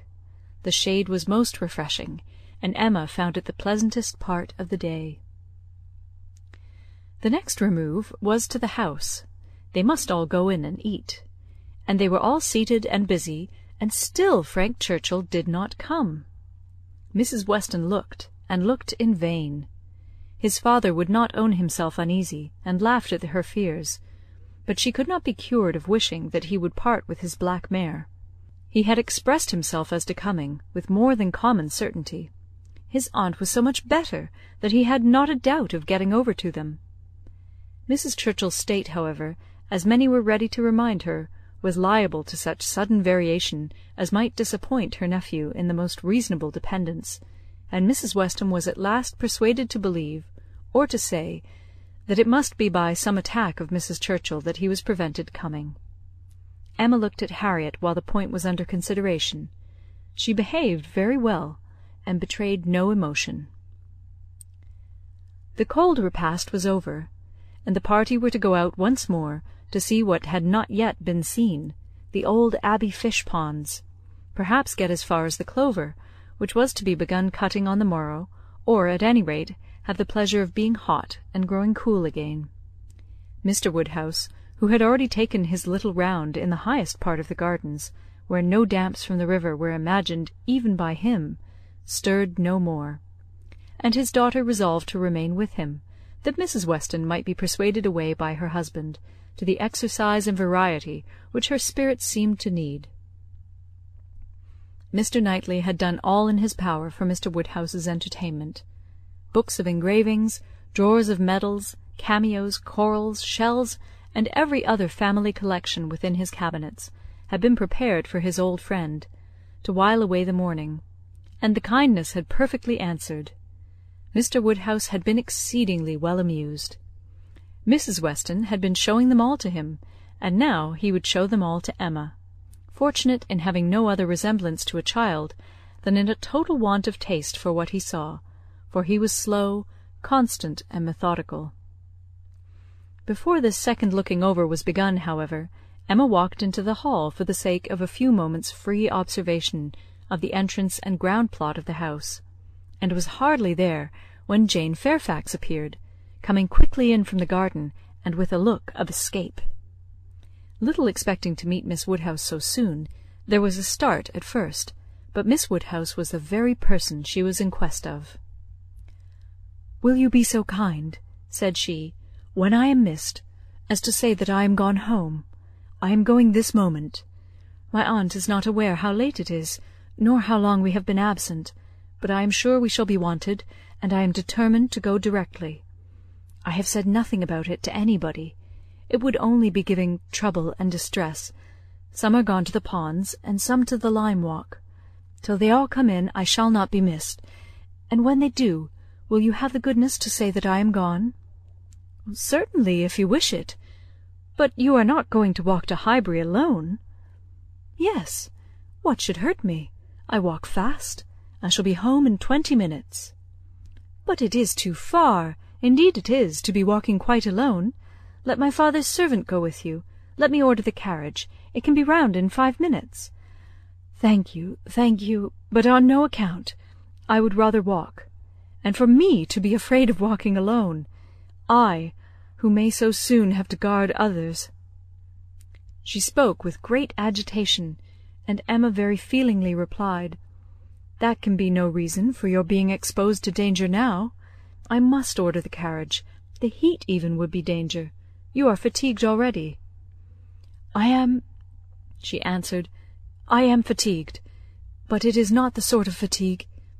Quick walking will refresh me.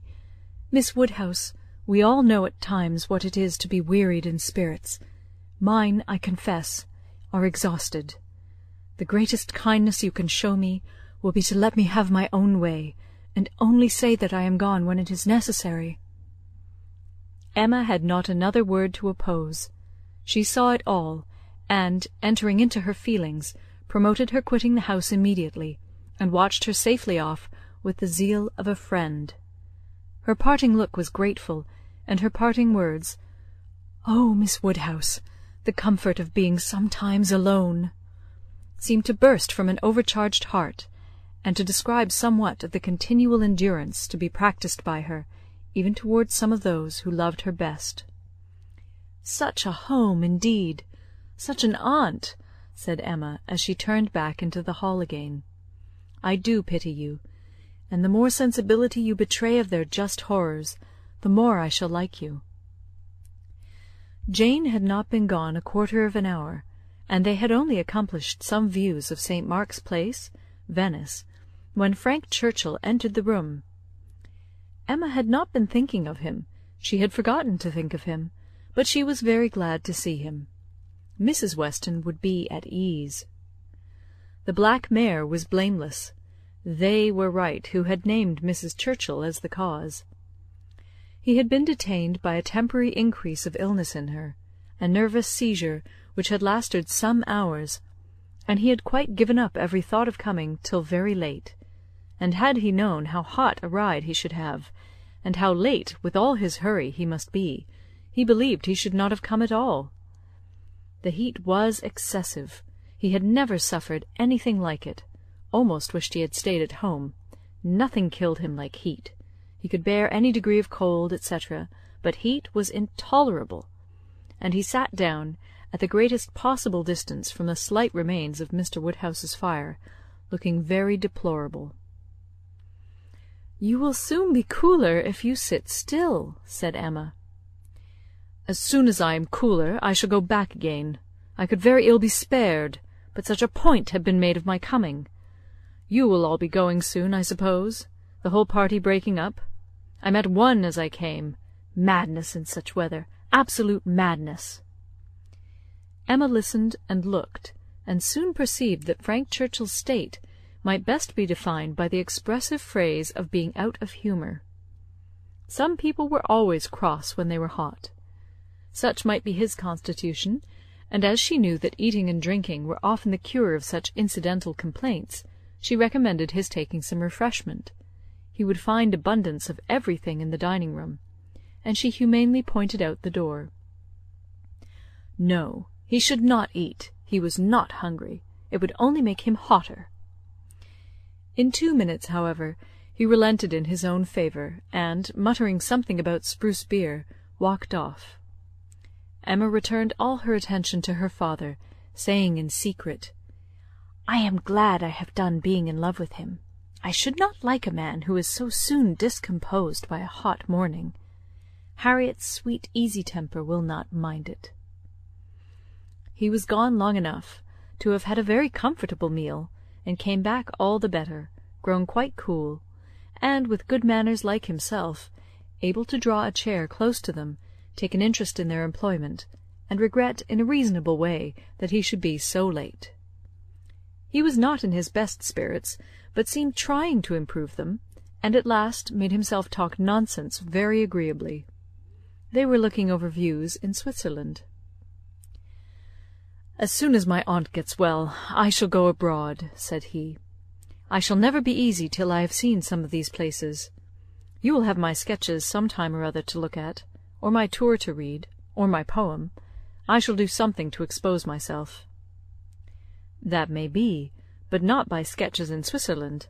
You will never go to Switzerland. Your aunt and uncle will never allow you to leave England." "They may be induced to go too.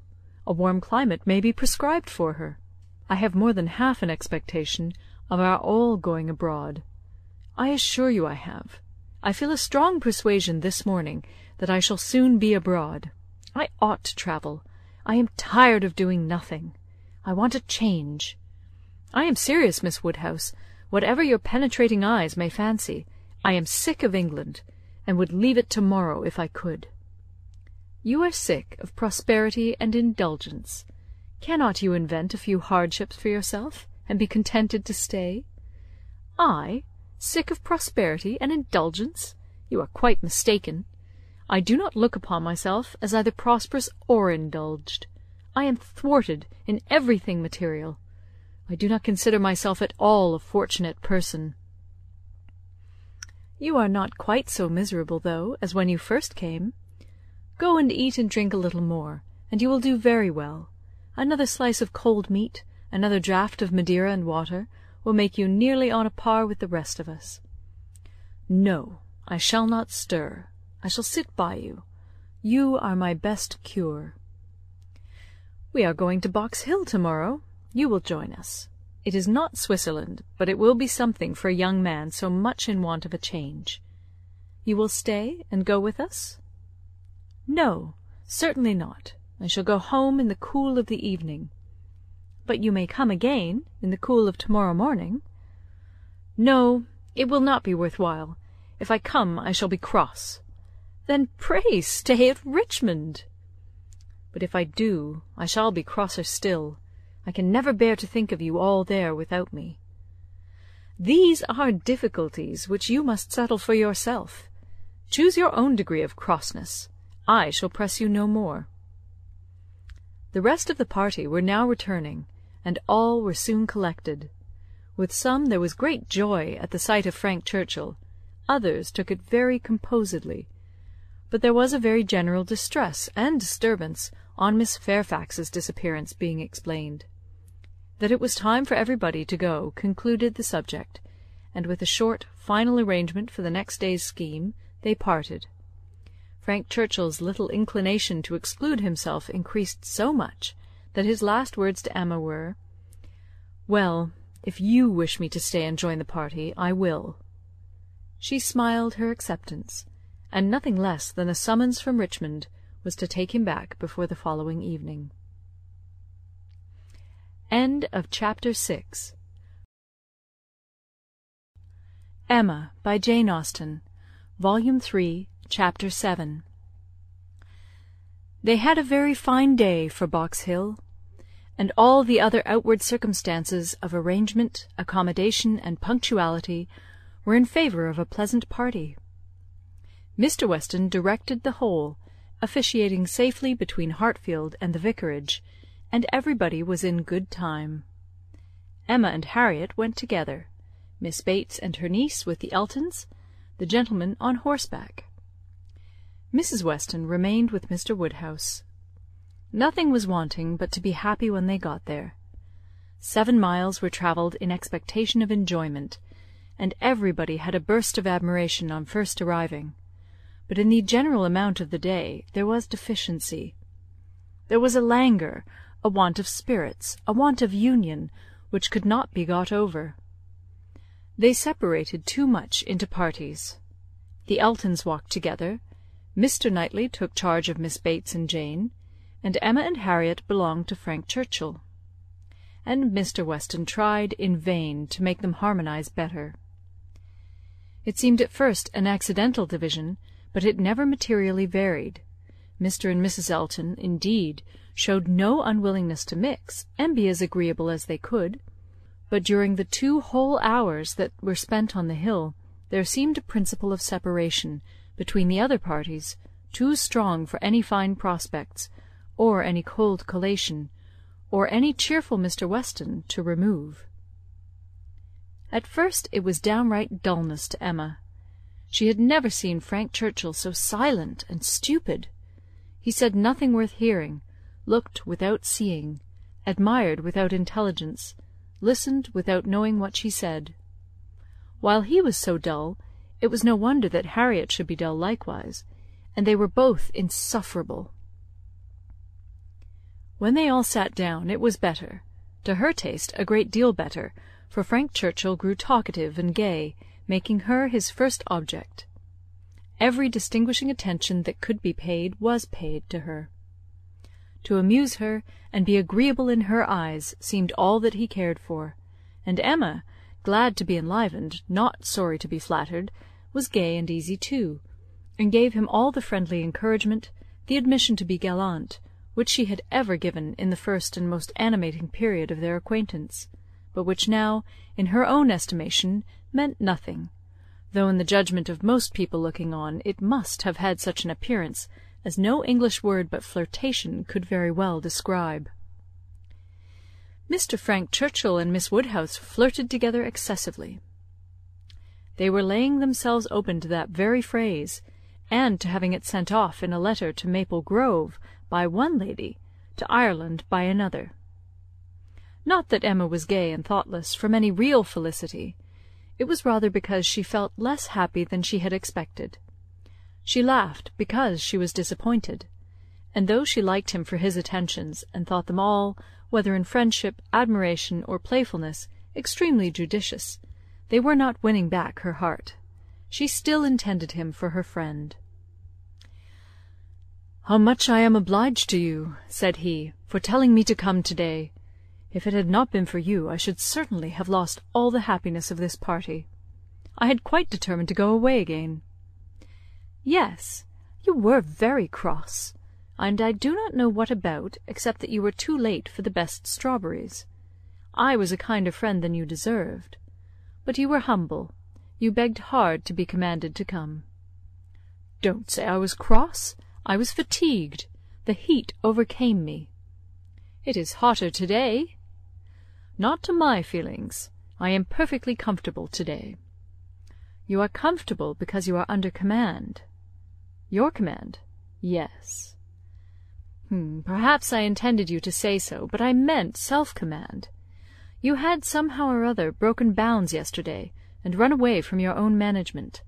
But to-day you are got back again, and as I cannot be always with you, it is best to believe your temper under your own command rather than mine." "It comes to the same thing. I can have no self-command without a motive. You order me whether you speak or not, and you can be always with me. You are always with me." "Dating from 3 o'clock yesterday! My perpetual influence could not begin earlier, or you would not have been so much out of humour before." 3 o'clock yesterday! That is your date. I thought I had seen you first in February. Your gallantry is really unanswerable. But," lowering her voice, "nobody speaks except ourselves, and it is rather too much to be talking nonsense for the entertainment of 7 silent people." "I say nothing of which I am ashamed," replied he, with lively impudence. "I saw you first in February. Let everybody on the hill hear me if they can. Let my accent swell to Mickleham on one side, and Dorking on the other. I saw you first in February." And then whispering, "Our companions are excessively stupid. What shall we do to rouse them? Any nonsense will serve. They shall talk. Ladies and gentlemen, I am ordered by Miss Woodhouse, who, wherever she is, presides, to say that she desires to know what you are all thinking of." Some laughed, and answered good-humouredly. Miss Bates said a great deal. Mrs. Elton swelled at the idea of Miss Woodhouse's presiding. Mr. Knightley's answer was the most distinct. Is Miss Woodhouse sure that she would like to hear what we are all thinking of?" "Oh, no, no," cried Emma, laughing as carelessly as she could. "Upon no account in the world. It is the very last thing I would stand the brunt of just now. Let me hear anything rather than what you are all thinking of. I will not say quite all. There are one or two, perhaps," glancing at Mr. Weston and Harriet, "whose thoughts I might not be afraid of knowing." "It is a sort of thing," cried Mrs. Elton emphatically, "which I should not have thought myself privileged to inquire into, though perhaps, as the chaperone of the party, I never was in any circle, exploring parties, young ladies, married women." Her mutterings were chiefly to her husband, and he murmured in reply, "Very true, my love, very true. Exactly so indeed. Quite unheard of. But some ladies say anything. Better pass it off as a joke. Everybody knows what is due to you." "It will not do," whispered Frank to Emma. "They are most of them affronted. I will attack them with more address. Ladies and gentlemen, I am ordered by Miss Woodhouse to say that she waives her right of knowing exactly what you may all be thinking of, and only requires something very entertaining from each of you in a general way. Here are 7 of you, besides myself, who, she is pleased to say, am very entertaining already, and she only demands from each of you either one thing very clever, be it prose or verse, original or repeated, or 2 things moderately clever, or 3 things very dull indeed, and she engages to laugh heartily at them all." "Oh, very well," exclaimed Miss Bates. "Then I need not be uneasy. 3 things very dull indeed. That will just do for me, you know. I shall be sure to say 3 dull things as soon as ever I open my mouth, shan't I?" Looking round, with the most good-humoured dependence on everybody's assent. "Do not you all think I shall?" Emma could not resist. "Ah, ma'am, but there may be a difficulty. Pardon me, but you will be limited as to number. Only 3 at once." Miss Bates, deceived by the mock ceremony of her manner, did not immediately catch her meaning, but when it burst on her, it could not anger, though a slight blush showed that it could pain her. "Ah, well, to be sure.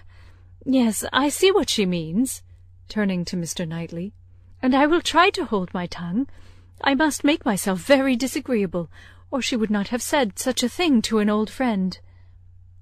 "I like your plan," cried Mr. Weston. "Agreed, agreed. I will do my best. I am making a conundrum. How will a conundrum reckon?" "Low, I am afraid, sir, very low," answered his son. "But we shall be indulgent, especially to any one who leads the way." "No, no," said Emma, "it will not reckon low. A conundrum of Mr. Weston's shall clear him and his next neighbour. Come, sir, pray let me hear it."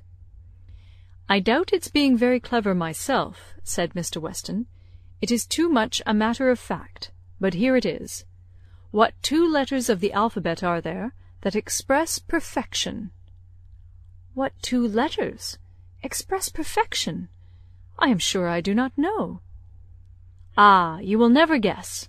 You," to Emma, "I am certain will never guess. I will tell you. M and A. May. Do you understand?" Understanding and gratification came together. It might be a very indifferent piece of wit, but Emma found a great deal to laugh at and enjoy in it, and so did Frank and Harriet. It did not seem to touch the rest of the party equally. Some looked very stupid about it, and Mr. Knightley gravely said, "This explains the sort of clever thing that is wanted, and Mr. Weston has done very well for himself. But he must have knocked up everybody else. Perfection should not have come quite so soon." "Oh, for myself, I protest I must be excused," said Mrs. Elton. "I really cannot attempt. I am not at all fond of the sort of thing. I had an acrostic once sent to me upon my own name, which I was not at all pleased with. I knew who it came from, an abominable puppy. You know who I mean," nodding to her husband. These kind of things are very well at Christmas, when one is sitting round the fire, but quite out of place, in my opinion, when one is exploring about the country in summer. Miss Woodhouse must excuse me. I am not one of those who have witty things at everybody's service. I do not pretend to be a wit. I have a great deal of vivacity in my own way, but I really must be allowed to judge when to speak and when to hold my tongue. Pass us, if you please, Mr. Churchill. Pass Mr. E., Knightley, Jane, and myself. We have nothing clever to say. Not one of us. Yes, yes, pray pass me, added her husband, with a sort of sneering consciousness. I have nothing to say that it can entertain Miss Woodhouse, or any other young lady. An old married man, quite good for nothing. Shall we walk, Augusta? With all my heart. I am really tired of exploring so long on one spot. Come, Jane, take my other arm. Jane declined it, however, and the husband and wife walked off. "Happy couple!" said Frank Churchill, as soon as they were out of hearing. "How well they suit one another! Very lucky, marrying as they did, upon an acquaintance formed only in a public place. They only knew each other, I think, a few weeks in Bath. Peculiarly lucky, for as to any real knowledge of a person's disposition that Bath, or any public place, can give, it is all nothing. There can be no knowledge. It is only by seeing women in their own homes, among their own set, just as they always are, that you can form any just judgment. Short of that, it is all guess and luck, and will generally be ill luck. How many a man has committed himself on a short acquaintance, and rued it all the rest of his life." Miss Fairfax, who had seldom spoken before, except among her own confederates, spoke now. "Such things do occur, undoubtedly." She was stopped by a cough. Frank Churchill turned towards her to listen. "You were speaking?" said he, gravely. She recovered her voice. "I was only going to observe that though such unfortunate circumstances do sometimes occur both to men and women, I cannot imagine them to be very frequent. A hasty and imprudent attachment may arise, but there is generally time to recover from it afterwards. I would be understood to mean that it can be only weak, irresolute characters, whose happiness must be always at the mercy of chance, who will suffer an unfortunate acquaintance to be an inconvenience, an oppression for ever." He made no answer, merely looked and bowed in submission, and soon afterwards said, in a lively tone, "Well, I have so little confidence in my own judgment, that whenever I marry, I hope somebody will choose my wife for me. Will you?" turning to Emma, "will you choose a wife for me? I am sure I should like anybody fixed on by you. You provide for the family, you know," with a smile at his father. "Find somebody for me. I am in no hurry. Adopt her. Educate her." "And make her like myself?" "By all means, if you can." "Very well. I undertake the commission. You shall have a charming wife. She must be very lively, and have hazel eyes. I care for nothing else. I shall go abroad for a couple of years, and when I return I shall come to you for my wife. Remember." Emma was in no danger of forgetting. It was a commission to touch every favourite feeling. Would not Harriet be the very creature described? Hazel eyes excepted, 2 years more might make her all that he wished. He might even have Harriet in his thoughts at the moment. Who could say? Referring the education to her seemed to imply it. "Now, ma'am," said Jane to her aunt, "shall we join Mrs. Elton?" "If you please, my dear, with all my heart. I am quite ready. I was ready to have gone with her, but this will do just as well. We shall soon overtake her. There she is. No, that's somebody else. That's one of the ladies in the Irish car party, not at all like her. Well, I declare." They walked off, followed in half a minute by Mr. Knightley. Mr. Weston, his son, Emma, and Harriet only remained, and the young man's spirits now rose to a pitch almost unpleasant. Even Emma grew tired at last of flattery and merriment, and wished herself rather walking quietly about with any of the others, or sitting almost alone and quite unattended to, in tranquil observation of the beautiful views beneath her. The appearance of the servants, looking out for them to give notice of the carriages, was a joyful sight, and even the bustle of collecting and preparing to depart, and the solicitude of Mrs. Elton to have her carriage first, were gladly endured, in the prospect of the quiet drive home, which was to close the very questionable enjoyments of this day of pleasure. Such another scheme, composed of so many ill-assorted people, she hoped never to be betrayed into again. While waiting for the carriage, she found Mr. Knightley by her side. He looked around, as if to see that no one were near, and then said, "Emma, I must once more speak to you as I have been used to do. A privilege rather endured than allowed, perhaps, but I must still use it. I cannot see you acting wrong without a remonstrance. How could you be so unfeeling to Miss Bates? How could you be so insolent in your wit to a woman of her character, age, and situation? Emma, I had not thought it possible." Emma recollected, blushed, and was sorry, but tried to laugh it off. "Nay, how could I help saying what I did? Nobody could have helped it. It was not so very bad. I dare say she did not understand me." "I assure you she did. She felt your full meaning. She has talked of it since. I wish you could have heard how she talked of it, with what candour and generosity.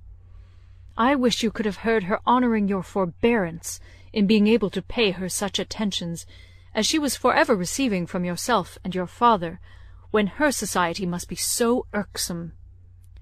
"Oh," cried Emma, "I know there is not a better creature in the world, but you must allow that what is good and what is ridiculous are most unfortunately blended in her." "They are blended," said he, "I acknowledge, and, were she prosperous, I could allow much for the occasional prevalence of the ridiculous over the good. Were she a woman of fortune, I would leave every harmless absurdity to take its chance. I would not quarrel with you for any liberties of manner. Were she your equal in situation, but, Emma, consider how far this is from being the case. She is poor. She has sunk from the comforts she was born to, and if she live to old age must probably sink more. Her situation should secure your compassion. It was badly done, indeed. You, whom she had known from an infant, whom she had seen grow up from a period when her notice was an honour, to have you now in thoughtless spirits, and the pride of the moment laugh at her, humble her, and before her niece too, and before others, many of whom, certainly some, would be entirely guided by your treatment of her. This is not pleasant to you, Emma, and it is very far from pleasant to me, but I will tell you truths while I can, satisfied with proving myself your friend by very faithful counsel, and trusting that you will, some time or other, do me greater justice than you can do now." While they talked, they were advancing towards the carriage. It was ready, and, before she could speak again, he had handed her in. He misinterpreted the feelings which had kept her face averted, and her tongue motionless. They were combined only of anger against herself, mortification, and deep concern. She had not been able to speak, and, on entering the carriage, sunk back for a moment overcome. Then reproaching herself for having taken no leave, making no acknowledgment, parting in apparent sullenness, she looked out with voice and hand eager to show a difference, but it was just too late. He had turned away, and the horses were in motion. She continued to look back, but in vain, and soon, with what appeared unusual speed, they were half-way down the hill, and everything left far behind. She was vexed beyond what could have been expressed, almost beyond what she could conceal. Never had she felt so agitated, mortified, grieved at any circumstance in her life. She was most forcibly struck.